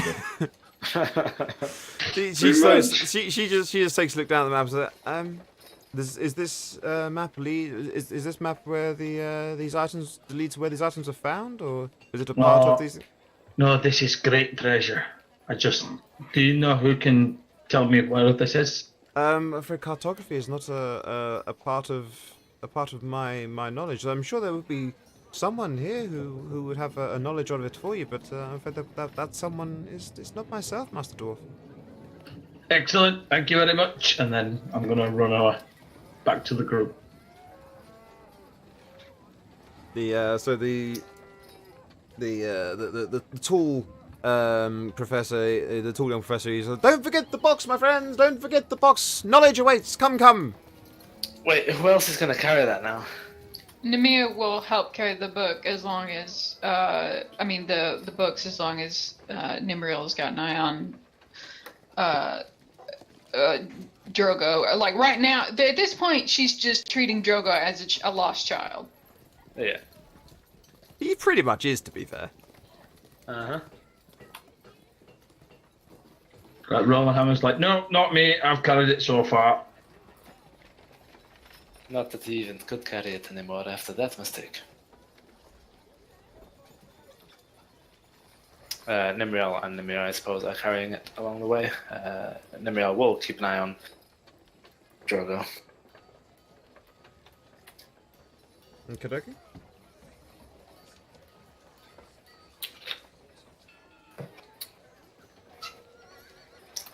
Nemea is actually also curious to see how Drogo reacts to what happens with the books. Okey-dokey. So he doesn't really seem to be that. You know, he's still here with them there, so no one's trying to take them away from him or anything at all. So he's still happy to carry on. He's a bit confused. You remember he was a bit confused with the fact that he, having the ring taken off him now, he couldn't read the books anymore. So he was a bit confused at that. But he's just like, he seems, there wasn't like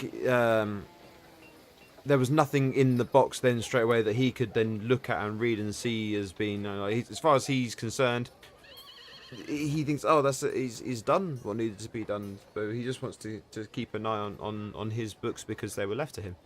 Mm-hmm. Yeah.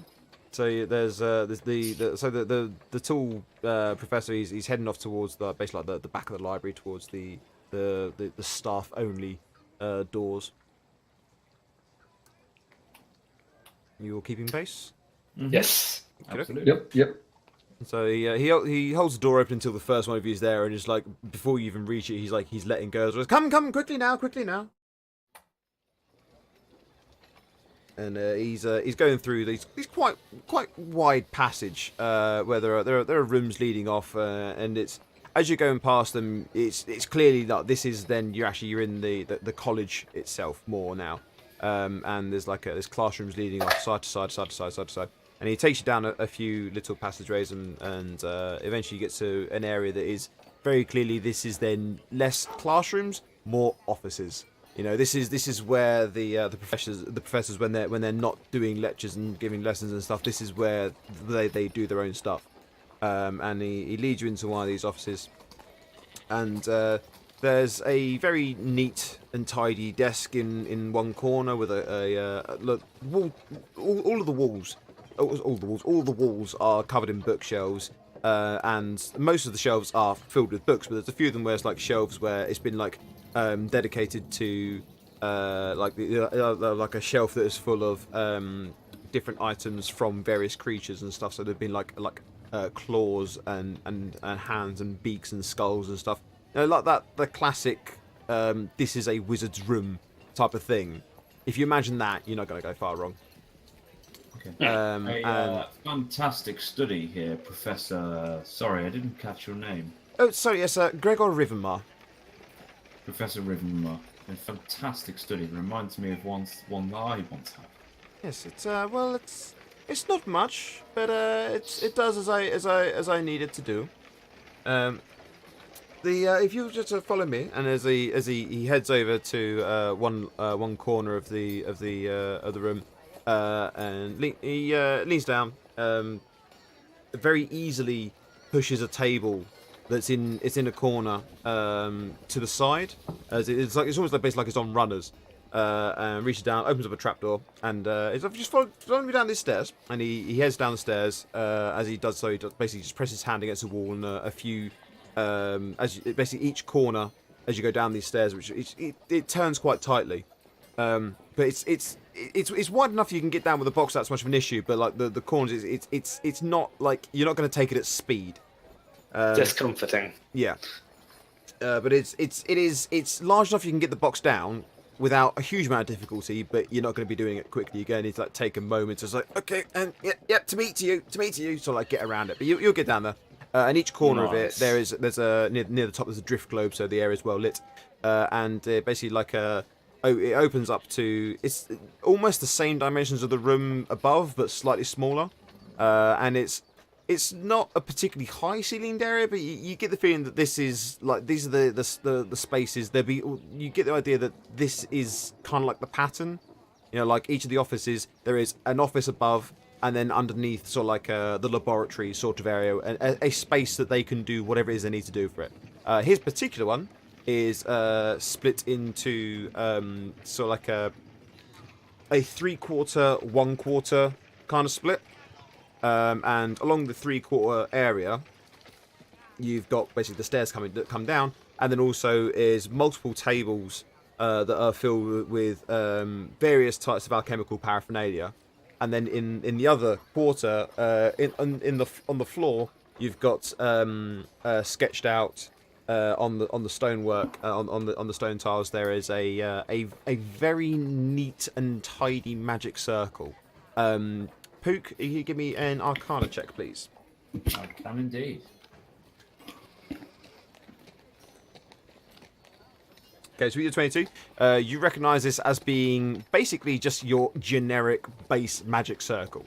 So you get the feeling that this room, he's done a lot of different experiments there, and the magic circle itself it's something that one can very easily use for most any little basic magic ritual, and without too many extra modifications in terms of like a few extra words written here and there, a few extra symbols, you can turn this magic circle into the majority of the magic circles that would be needed for most any ritual. But he would need something different. If he was trying to do something very, very specific and like it is a particular ritual that is very, very hard to do, he may need to do a new circle for that. But that circle as a baseline is used as like the baseline for pretty much any any base ritual or experiment that you can think of. And you recognise it because you've drawn that thing out loads of times. And then you've added in the symbols that you've needed to do whatever it was you were trying to do at the time. Okay. Namia will put the book down, and then she'll look at Pook and she'll say, "So you said you could cast some kind of spell to help earlier. Why don't you go ahead and do that and get rid of that spell slot?" Was that talking to Pook or to Gregor? To Pook. To Pook. We weren't given chance to rest, so I could cast the spell. I do indeed know Tensor's floating disc. That would have helped us greatly, but alas, as I said, I'm without my magic. Oh, so you are tapped. Yes, if I was given chance to rest, I may well be able to recall that spell. Currently. Oh, I see then. Well, then we don't need to worry about it. So Gregor he puts he takes another flick through the book and sort of just chuckles to himself and chucks it down, not too carefully, but not haphazardly. It's only like the sort of thing when you finish with the book, and you're just like okay, and you just like you gently toss it onto a table or onto your bed or something. That sort of level of force, just like onto one like a clear spot on one of his desks, and he's like, right, okay, so magic time, fantastic. What is it that we're actually planning on doing again? What are the specifics that we're looking to do? The experiment will run fuzzily, and it's in multiple parts. Firstly, oh, bear just a moment. He just quickly has a little mini excited jog over to one of his workstations, picks up a pad of paper and some charcoal. Says, yes. What are we doing? the first day will be for me to wear the ring and Right, resist bear with just a the moment. negative Okay, magical effects of it. gnome, and yours. How tall are you? Right, no, gnome, male. Do you hail from the forest or the mountains? Oh God. Nemea Forest. pulls her Male, sword forest, and no. shield and goes and sits on the stairs to the exit. Nice. And how And many? just How wait. many? How old are you, my friend? How old am I? Yes. Good question. Bear with me. Oh, it's been that long you can't remember. I know that feeling. Yes.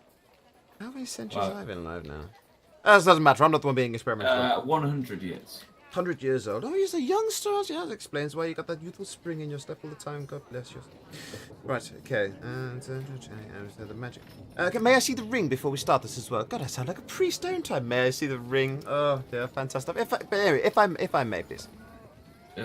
You will see the ring once this experiment starts. do But not wish to do this I half-cocked. wish to make some notes on its descriptions for the experiment itself. I'm There looking will to be plenty prepare. of time to do that should the first stage be successful. Right. Okay. Forest name. following male, stage 100 will years require old. me- Unhelpful. Right. Sorry. Yes. Next. The following stage will require me to see if I can read any of the books, or at least start to read Do you the have one of the cipher. particular books that you have in mind that you want to read?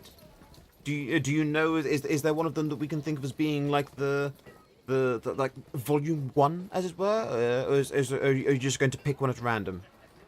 For now, I will pick one at random. One at random, right? Yes, of course. Right, and the planet. Okay, that's right. Unknown. Right. Yes. Carry on. Next. If I can read them, then I will attempt to intuit their purpose, for Right. which I may need some help with for you. We will discuss this further should I be able to read them. Okay, right. So, one imagines you would like some writing utensils and stuff ready so that you can copy down the contents of the books. That would be appreciated. Right. Yes. Certainly. He moves a basically like his stool. He picks that up and some blank parchment and some charcoal. Moves over to the edge of the magic circle and pops that down with the parchment and the charcoal on top of the stool, which is about the right size to be a table for you. Good, right, there we go. Well, that's that bit done, taken care of at least. There we go. Progress. Now, if we are ready, we shall begin. Right. Okie dokie. Right. So the ring. Where was the ring obtained from? By the way, I feel like you should be able to at least tell me that. This fellow here, Pook will gesture over to Drogo, is wearing it. The simpleton. Yes. Well, I suppose it covers up in all sorts of places. Family heirloom, one assumes, then probably most likely. Yes. Right, family heirloom. Okay. And how? Do we know how old the ring is? Is there anything you can tell me about the ring before we begin this? Many, Hey, many, Drogo, many generations. Why don't you tell him who owned this ring? Drogo looks up and he goes, "It was my and he smiles and says, "You're trying to trick me. It was my ancestor Drogo, you silly lady." Oh Is no, it- I wanted you to list them all. But the little man will shout at me if I You have do given that. permission, Drogo, in this one instance, to tell us how many generations old it is. Okay, it was my great great great great great great great great great great great great great great great uncle. And he does that as well, like the last few things he's like counting on his fingers for them for the last few. I actually honestly can't remember how many Grace it was before, but I felt like I said it enough times. That's all that matters. Right. Let us begin. Right, okay, so well, that is quite an odd thing, of course. And that gentleman there, what is he? Is he a human or a half elf? Kind of hard to tell sometimes. Does he have magical blood in him that can extend one's lifetime? Drogo? Huh? Human, yes? No, you're a gnome. No, you. Oh, yes, I'm a human. Okay, so Right. Okay. Right. Well, then, if we are to begin the experiment, if you'd like to step into the magic circle, I can cast whatever it was that you were looking for. Do you want me to suppress magics? I believe was your theory. Not currently. That may be required later. Right. Well, I personally would feel better if you were to step into the circle. If it does all go wrong, I can erect a barrier around the limbs of the circle, and we can. Well, say for example, you were to begin to swell to an inordinate size, perhaps on the verge of exploding into a spray of blood, gore, and viscera. We could be able to prevent ourselves from needing any costly laundry bills. Please Lord erect Drew this Bills barrier aside. you speak of. Well, if I erect the barrier, he won't be able to do the writing because I don't want to put the writing utensils inside the circle as well, because charcoal can be used as an ingredient in certain reactions and reagents and experiments, as can papyrus and parchment. So it and even wood, if one tries to think. So it could potentially cause an interaction of an unrequested type, my dear. Be prepared to do so. Oh, of course I'm going to be prepared to do so. Right. You can see he just does a few gestures with his hands as but if you please would step inside the circle just in case. I will be having the spell on hand, as it were. If required, I will step into the circle. For now, I'm unaware of any interactions that it may have, and I do not wish to do so. He keeps moving his hands. You will step inside the circle, or I will force you to step inside the circle. This is an experiment that may go potentially wrong, and there are certain rules that must be followed. If you wish the experiment to go ahead at all, you will step inside the circle for your safety and ours. Nimriel is smiling. A very Well, deep smile. So You're is Nemea. absolutely right, Professor. However, you must understand, and you must agree with me, that in testing an experiment, you must only test a single variable at a time. Adding extra very variables- Step True, into how- the circle, Poop. However, the circle is what one would consider to be a neutral and clean environment, magically speaking. Please, Madam Tiefling, if you would be so kind as to pick up your little friend and put him inside the circle. That won't be necessary. Pook will. Holy shit. I must remember to update my notes. Unhelpful and belligerent. He's carrying on doing all the gestures of having the spell prepared on hand, ready to throw up the magic circle spell should it be required. So, Pook will reach into his pouch, pull out the ring, and put it on his finger. okay, so And Nemea is prepared to smack him upside the head. well, as soon as your fingers touch the ring, you do start to feel a draw to put the ring on. But you have opted to put the ring on, so that won't have to do it. You basically, that is, in this regard, you are choosing to fail that particular wisdom save to Yeah. not put the ring on. Yeah. And you now must do another wisdom save. Obviously, being your gnomish self, you'll have advantage on such. You have a wisdom save to do to see if anything happens. Okay. It's my first one. Oh wow. Yeah. So, so you do hear a very very old voice inside your head saying, "You're not my descendant. Who are you?"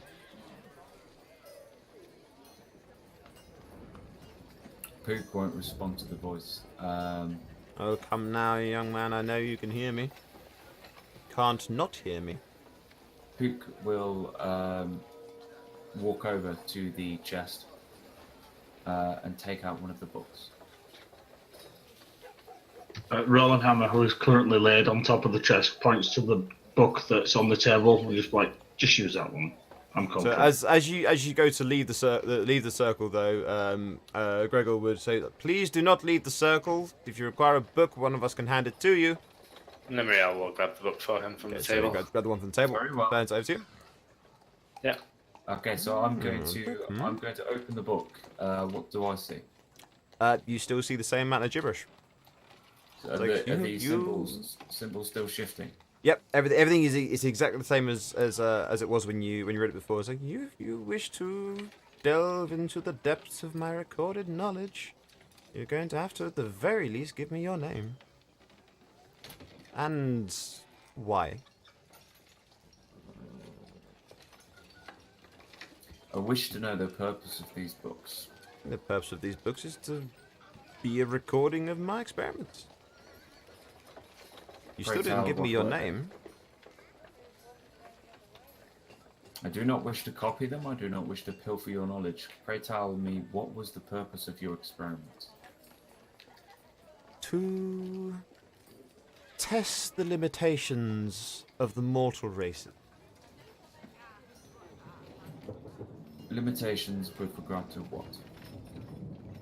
Their Is ability- Pook speaking out loud and well, if he's hearing the so- voice he's hearing is in his head. Okay. I'm speaking So- back to my head. You're speaking back in your head. Okay. Okay. So, the ring is visible, by the way. Hasn't gone invisible at this time. And Pook is also visible for the matter as well, because I know that was mentioned as well. To test their abilities to withstand certain forces, gravity, for example. And tell me, what did you learn? I learned that many of the mortal races are not as strong as they believed they would be. So many books here. I It would was seem to- it very would seem to diligent me- researcher. What did you intend with your descendant? For him to carry on my research. I mean, the next thing, the next steps that were being taken were to breed varying creatures to carry out some upcoming experiments, and one must always keep their creatures well fed, lest they lose their strength. I'm sorry, you still haven't told me your name, young one.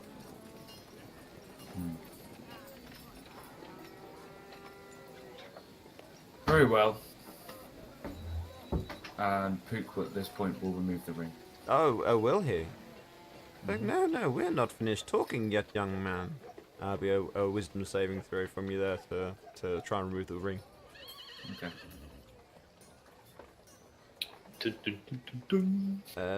That is not quite high enough. It's like, no, I'm not finished talking with you. You must at least tell me your name. I have told you much more than you know, much more than you deserve. Well, you're right, and you have been over generous with the amount you have told me. I hope you've been kind to my descendant as well. Absolutely.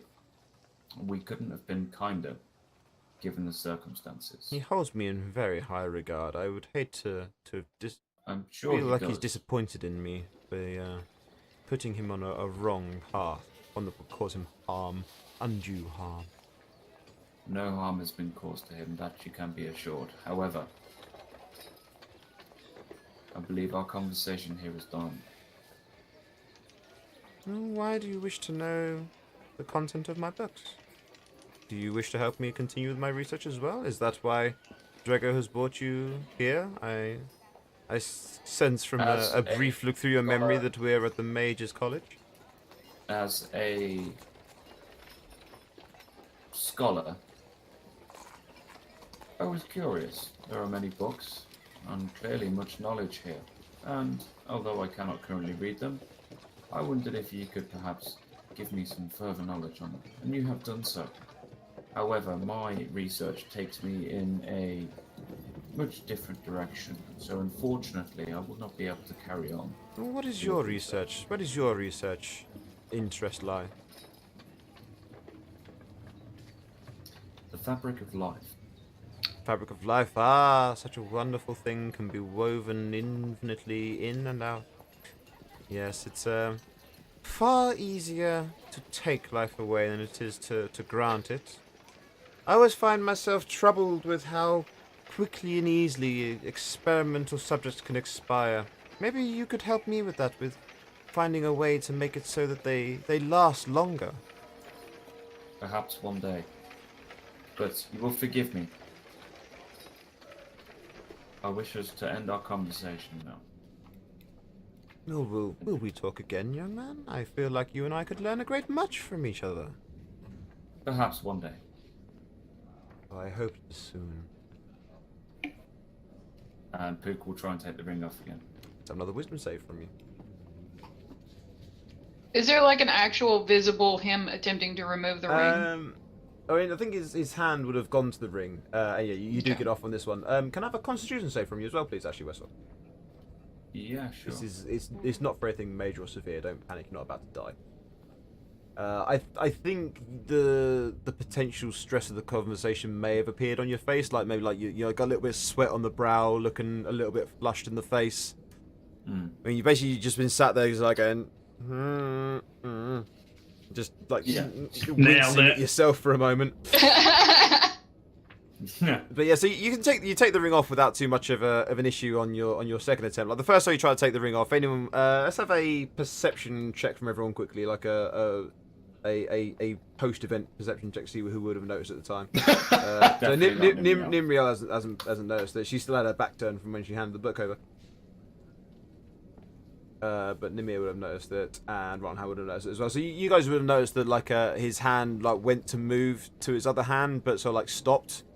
And then like the second time he goes, manages to take the ring off without the second time it seems like there's nothing really stopping him from doing so.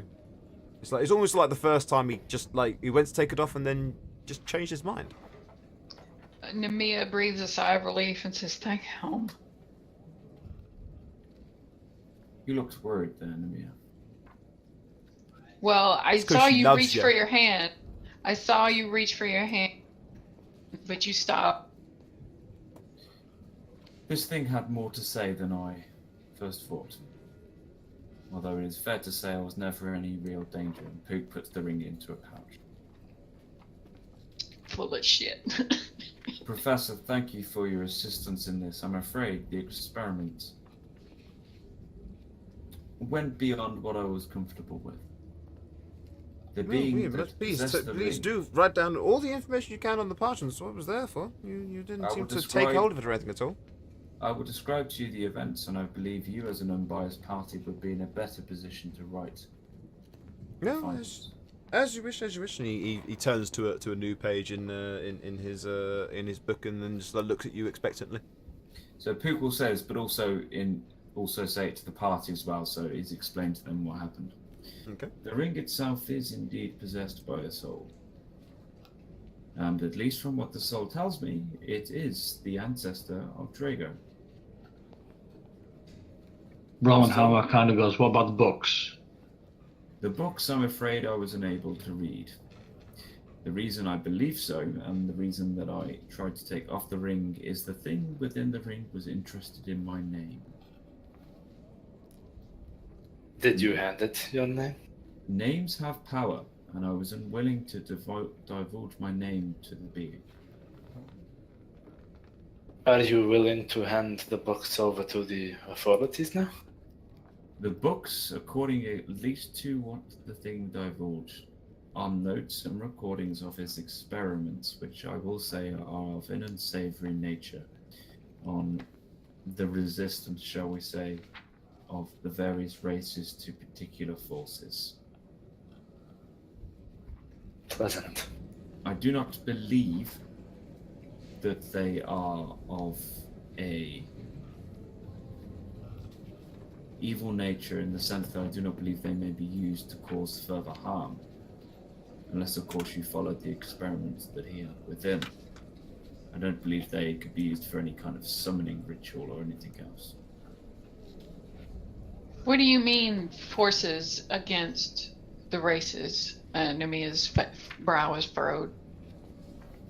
It would seem that Drogo's ancestor carried out experiments on living subjects to see how much pain or force they may withstand. So he tortured people? He perhaps wouldn't say that, but yes. All right So you- then. The so books, you're the telling books me- need to be burned. And the ring needs to be, I don't know, locked up. What do we do with the ring? I much prefer that we hand these things to the authorities now. Did Drogo's great grand uncle, whatever it was, did he give you his name? No, and I did not ask. Well, for it. it's Drogo. And she points at the living Drogo and says he was named after him. Was he named after his dad as well? I have no idea. Drogo, were think- you named after your father?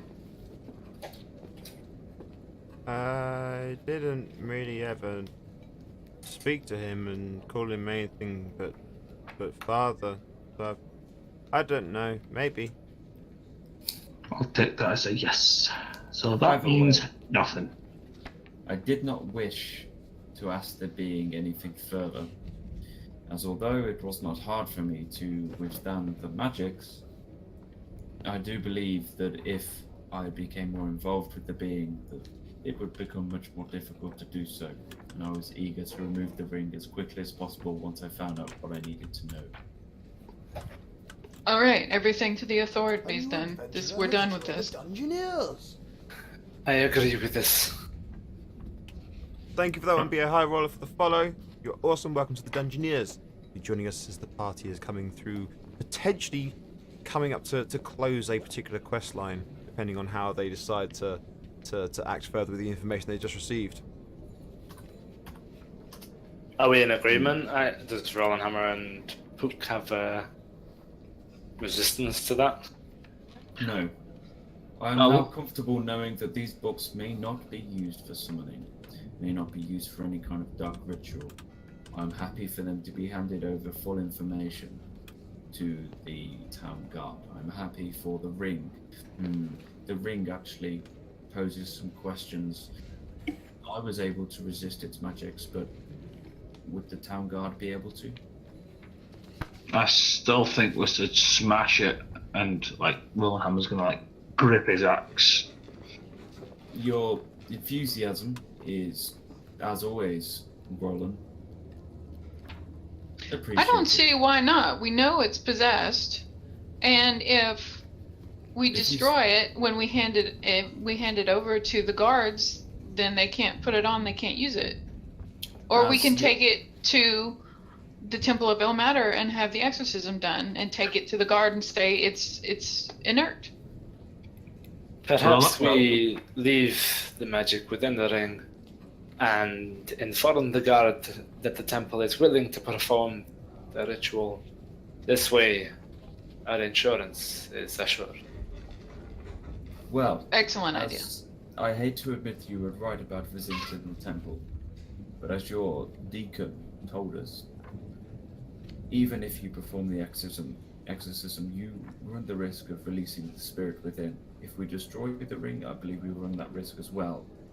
And I believe that Drogo's ancestor was a powerful wizard.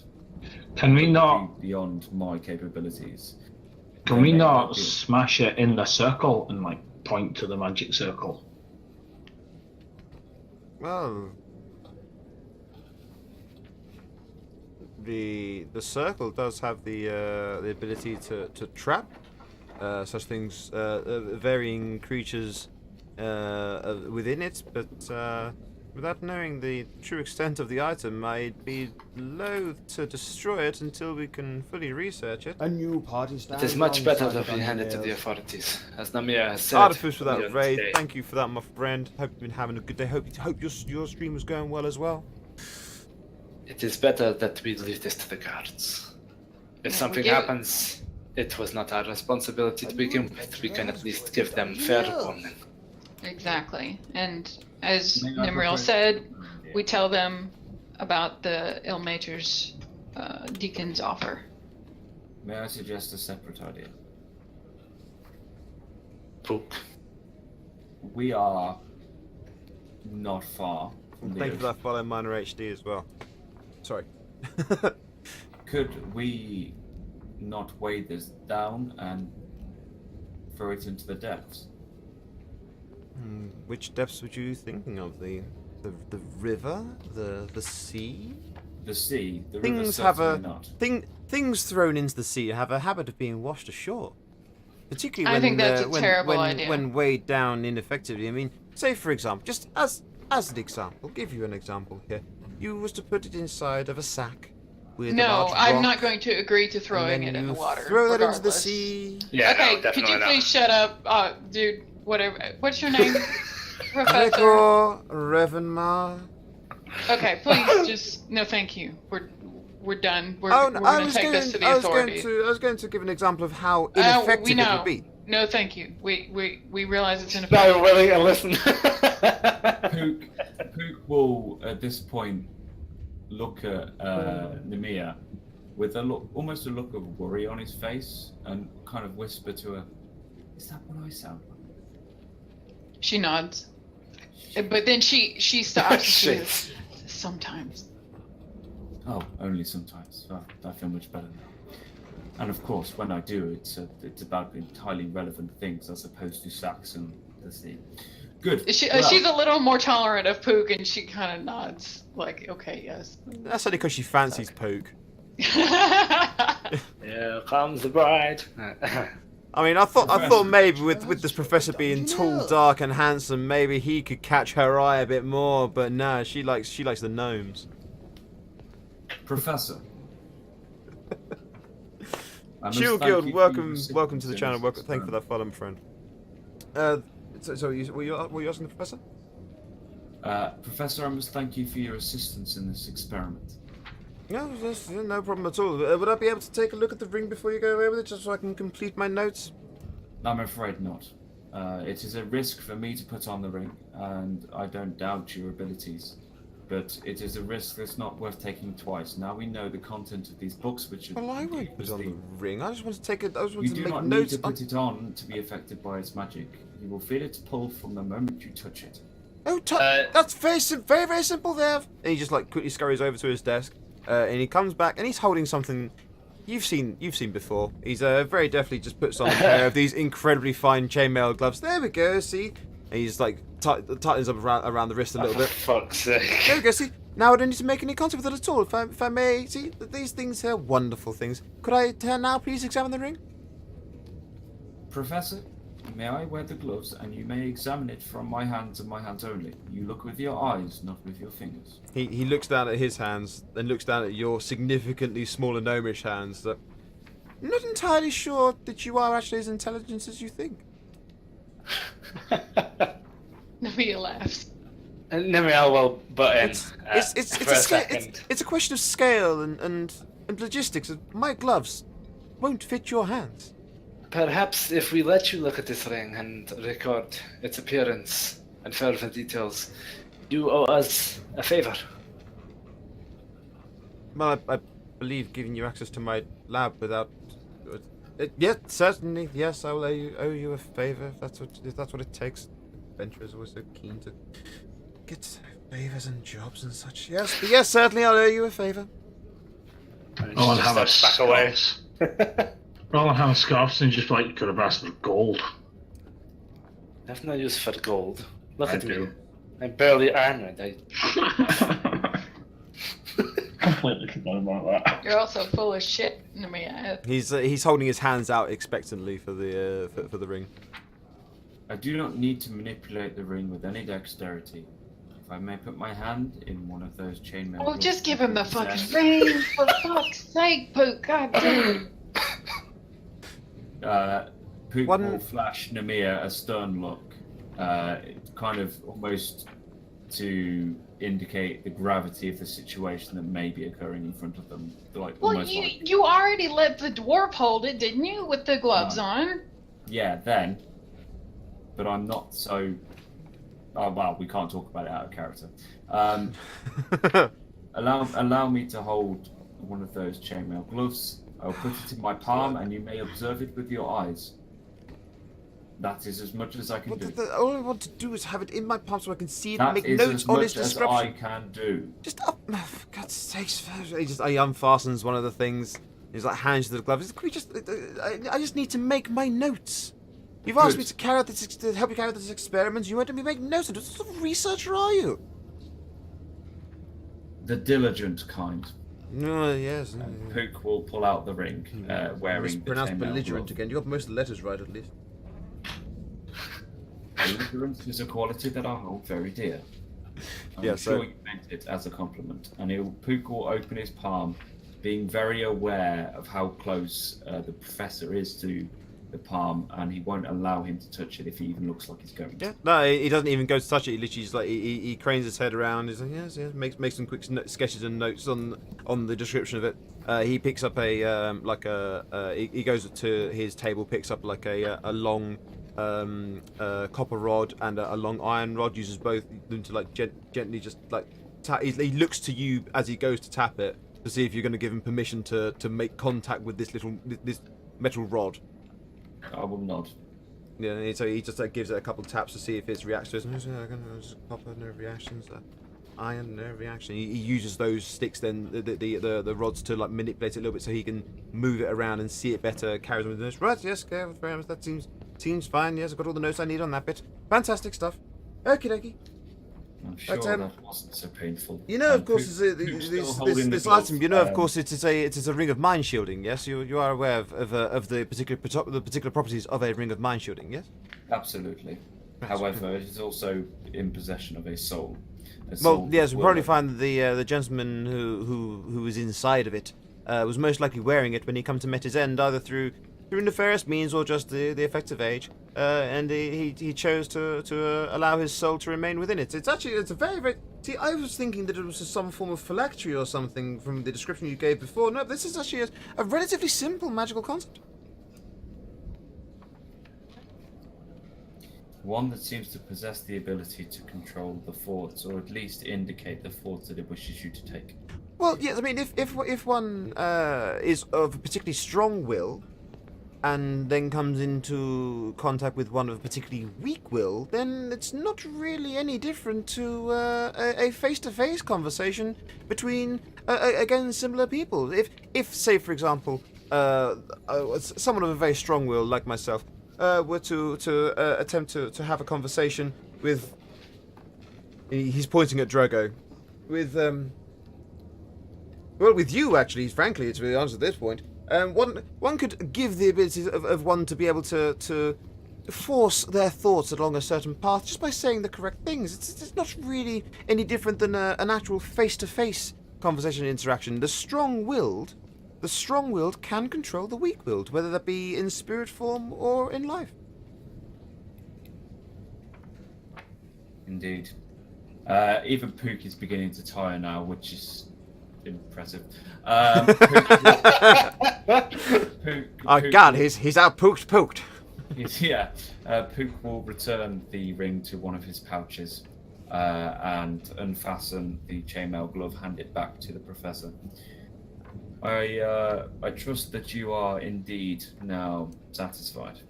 No, yes, I've got all the information I need. I was expecting it to be something much more interesting, but realistically, all it is there is a incredibly strong-willed soul inside the ring. It's We will frankly rather return boring. at a later date to call in the favour that you now owe us. But we thank you for your time, your use of Ouch. the laboratory. Yes, certainly. and Well, the well, preferences I you hope take. he's not going to be asking for anything too big of a favour. I feel as if that, well, it's not really going to have that. I feel that the exchange rate would not be that high. No, absolutely not. Right, good day, sir.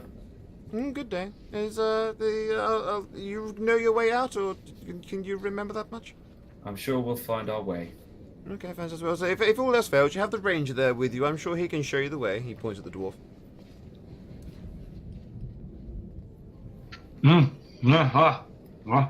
Right, Roland Hammer. You think you can still carry the trunk? Like stretches a little bit. Are we going now? What is your plan with the books? Just out of curiosity. They are evidence. Fantastic. That is two words that work together in conjunction. I actually asked what your plan was, not their description. Well, I how thought am I this aware? man was intelligent. Roland Hammer lets out a little smile. It's like, we're going to have a spiritual cleansing. The thing about curiosity, Professor, is some felines would stray away from it from fear of their lives. That they do say that the satisfaction of knowing the answer would bring them back once again. I've not heard that, and I think that's complete horseshit. Nemea picks up one end of the trunk.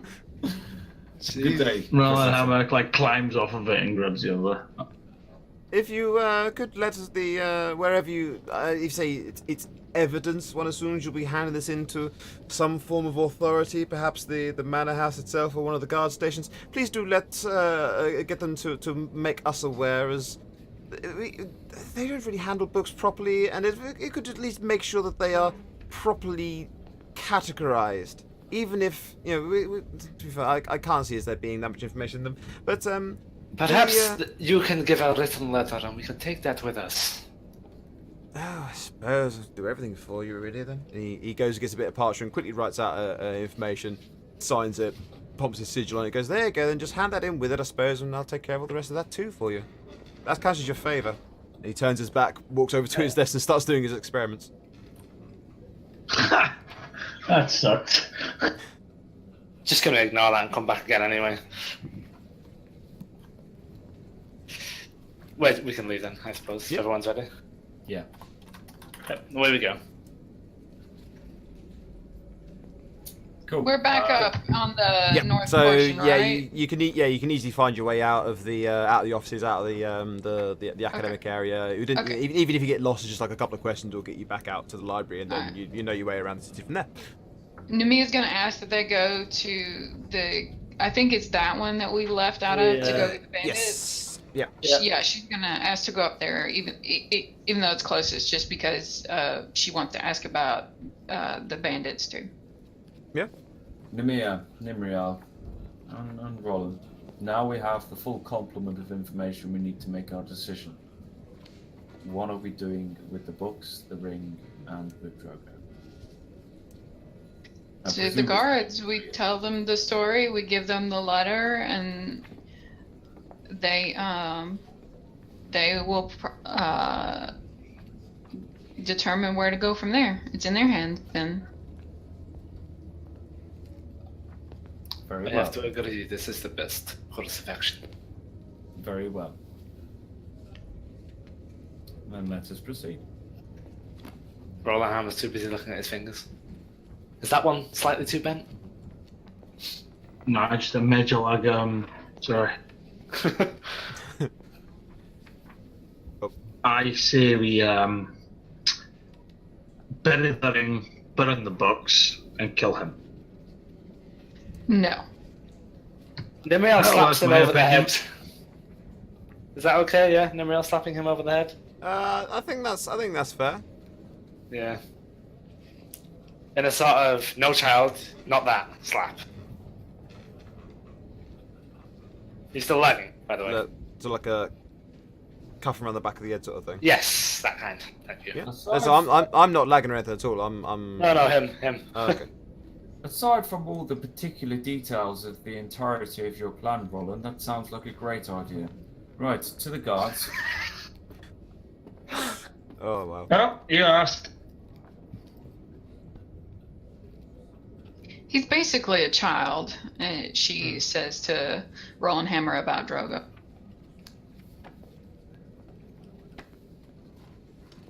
Aye, but he might be smarter than he lets on. He might be really smart if he puts on the ring. That's why have no he's no idea. longer in possession of the ring. So to the guard post. Okie, so you head up to the guard post. It's a familiar place when you've been to before. It's coming in. You recognise that there's a lot of the guards there. So there's a lot of familiar faces, particularly the guard captain. You see like the same guards who were like loitering off to one side, smoking their pipes, and not really doing a proper day's work, are still in the same corner, the same little shadows, smoking the same pipes, still not really doing any work. It's a scene that is familiar.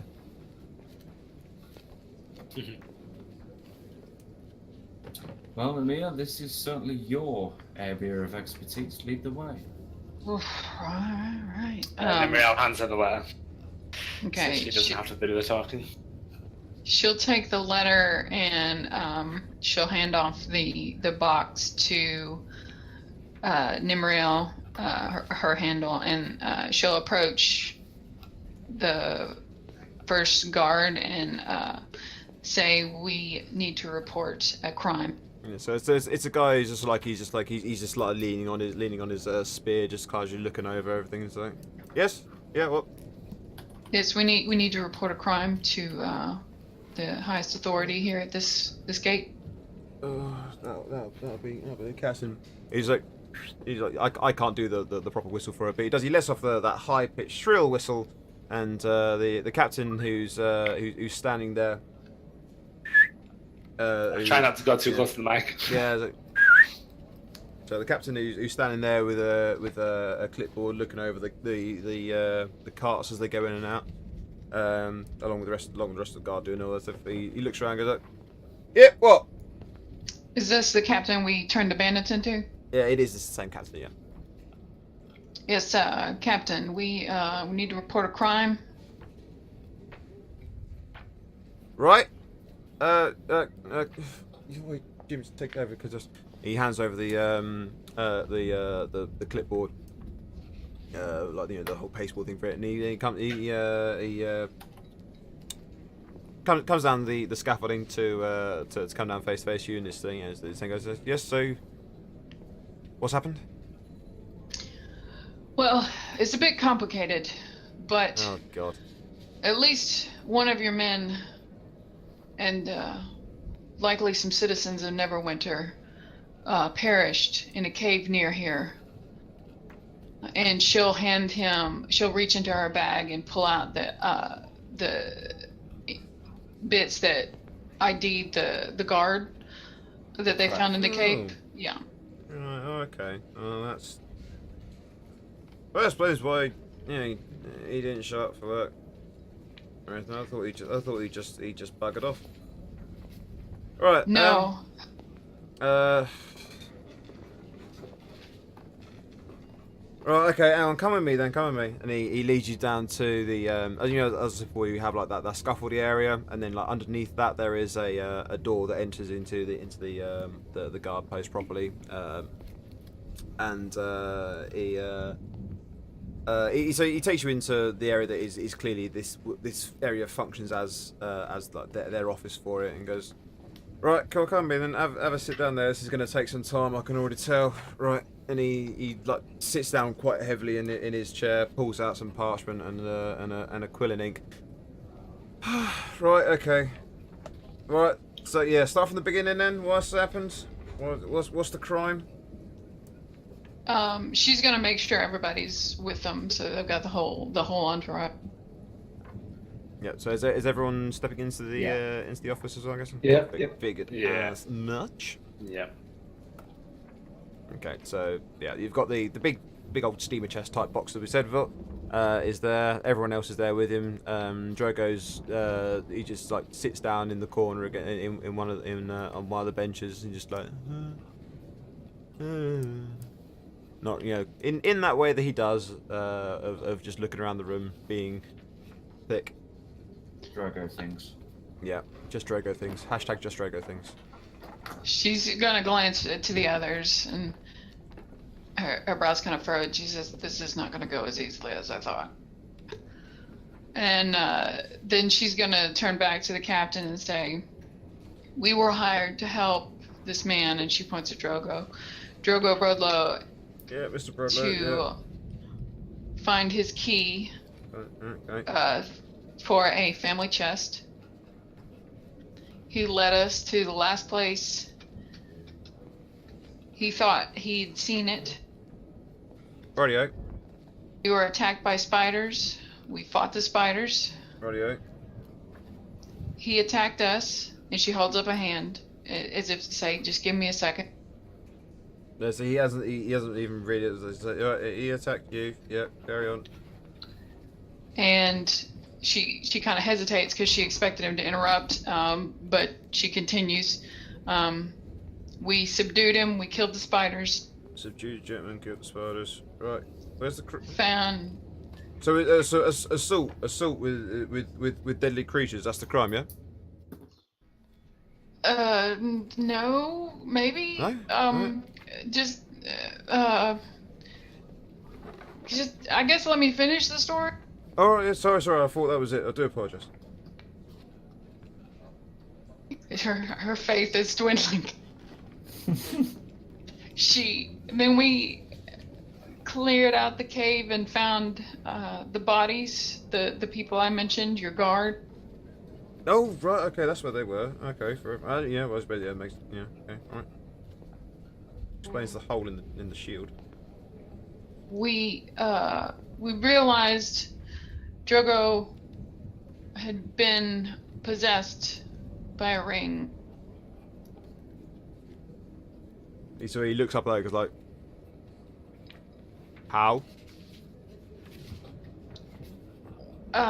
Well, she looks at Pook. It's like, I mean, there's a soul in the ring. This is a ring of mind shielding that currently possesses the soul of Drogo's ancestor. The ring can influence those who wear it. As Drogo was wearing the ring whilst committing these things, we believe that he's not entirely in control of his actions whilst wearing the ring, which is why he currently doesn't have it. Right. And he takes a look over at Drogo, who's sort of like just like he is sitting there like the proper, like that classic simpleton sort of thing. He's like, yeah, right, I can believe that. Right, okay. He carries on. He scribbles down a few more notes about it. Right. Okay. So the crime, as I understand it here, is well, judging from what you said, multiple I suppose murder would be probably the easiest, the most apt description for it. Multiple murders carried out by an ancestor of the person carrying out the murders. This is going to be a tricky one to fly, this is. Drogo's not responsible for what happened. Well, I mean, look, you might not like this, but probably find the best thing you can do is hand him over to us. And what I'll do is I'll put in all the notes, everything you've told me about the fact there's something was controlling his mind. I'll put all the notes with him, and we'll send him up to the proper investigative authorities, the people who can like look a little more deeply into this and know a bit more about how these things can happen with the minds being controlled by others.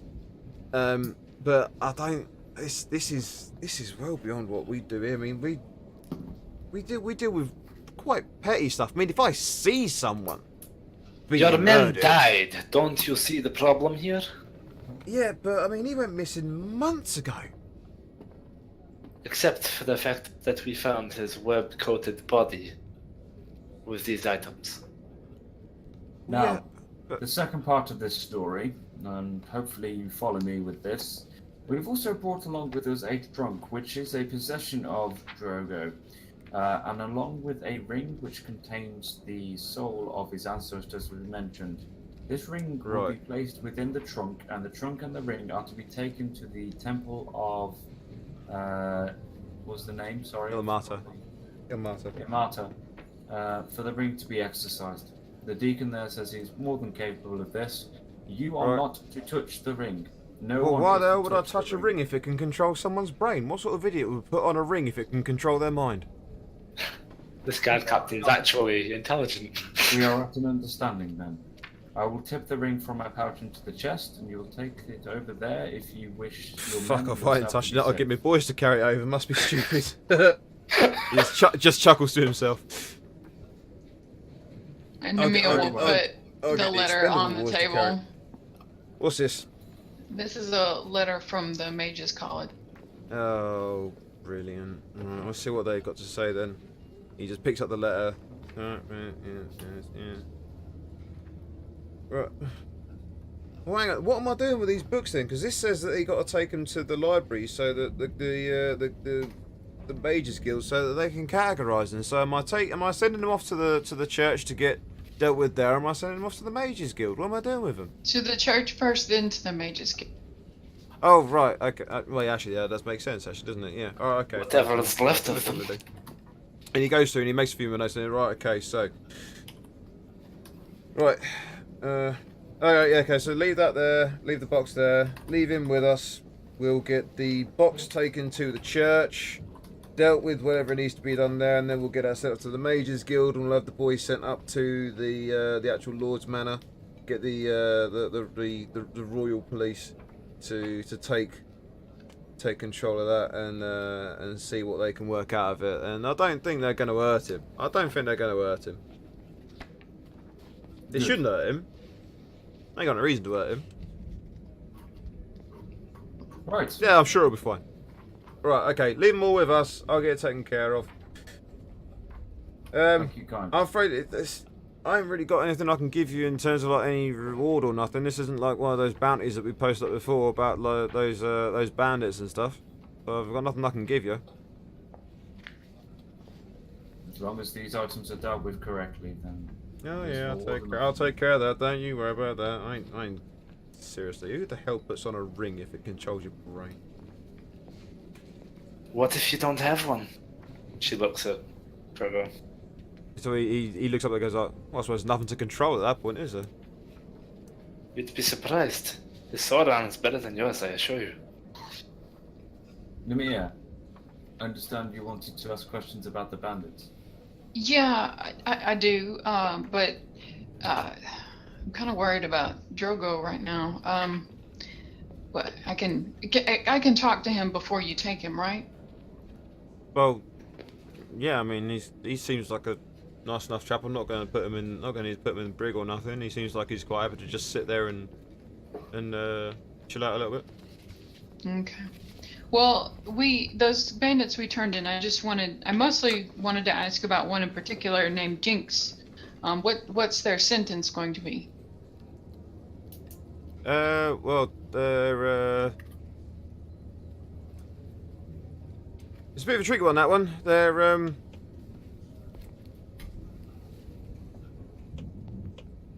due to be hung because of the whole, murdering travellers for coin. They claimed they hadn't murdered anyone. Was that not true? Well, it's a little bit of a difficult thing, to be honest, because there is a lot of evidence of theft, but the problem is there are a lot of people who have not shown up, or have shown up very, very not alive. And the problem there is that these bandits were active on that road, and yeah, they told me the same thing, that they didn't do any killing, but they were active on the road where killings happened. And as much as I may believe that these kids, because these kids, they didn't have killer's eyes, so as much as I may believe it, the law is the law. They are bandits that were active on a road where killings happened. That's all the evidence the courts need. I don't feel good about it, but it is what it is. She kind of chews on her lip, but she nods. That's true. That is big coincidence. Nimriel will whisper to Nemia, perhaps we can look into this ourselves. From behind her. And she turns to look at her and says, and she kind of shrugs. I mean, I don't have any way to tell if they're lying or not. We have an arranger. little bit stupid, but still a danger. Pook will ask a question directly to the guard captain. Captain, if we were able to find those that were responsible for the murders, do you believe that that would be sufficient evidence enough to acquit the bandits from the crime of murder and just devolve that to petty theft? Petty theft. I don't think so. The courts don't like the bandits. They're going to want to make an example of them either way. Very I don't think there's anything that we can really do, as much as I wish there was, to save these kids. Very well. Then perhaps we ask them, or you have somebody ask them, who they think may have done the killing. Well, if you can catch me more bandits that are definitely responsible for murdering, then I won't feel as guilty about sending them to the gallows, put it that way. Nemia kind of curses under her breath and rubs a hand through her hair.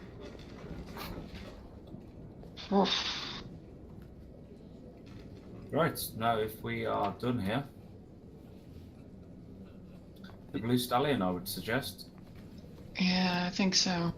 You may find us at the Blue Stallion if you are in need of our further cooperation. Alright. Alright, well, thanks very much for, at the very least, letting me know where Darvish went. Nemia's gonna go sit beside Drogo. He just it turns to look at you with that wonderful, wonderful, vacant look in his eyes. Alright, Drogo. You're gonna go to jail for a while now, okay? Why? You know the cave? He's sort of like you can see like he's thinking. He's not like he's struggling to remember. More like he genuinely is like there's like a he's like yeah. There were dead people in that cave, Drogo. Oh, what happened to them? The spiders killed, Ooh, spiders. and you led them to the spiders. Oh, Harsh. why did I do that?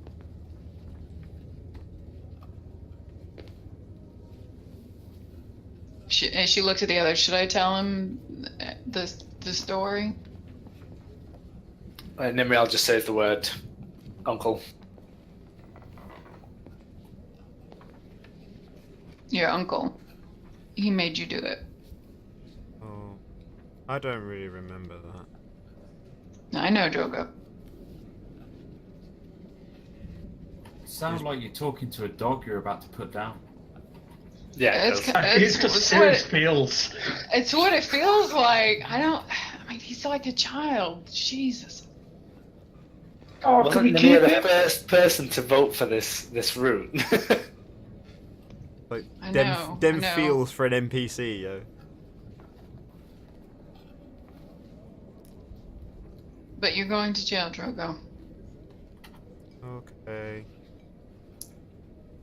She kind of stands up and pats him on the head. She's feeling torn about this. It's like putting down a dog. Yeah. I'm just Drogo, he's stupid, he attacked, most importantly, he ain't ever coming back.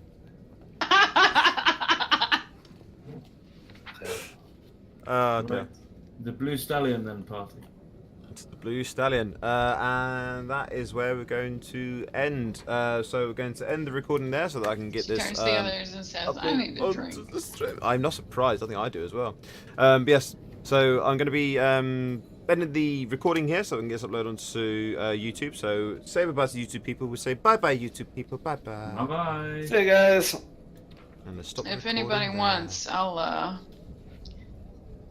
come down to the Manatee with me. I'll get you a drink. Right, settle that then. I can So do the with a part drink when we after join in with the that. party next time, they're going to be drinking away practically every memory of this session. I imagine. I think it's probably for the best. Did I stop talking? Did you guys stop talking? No, that's fine. I haven't yet stopped the recording, so we'll stop the recording. So we'll stop talking about the game now.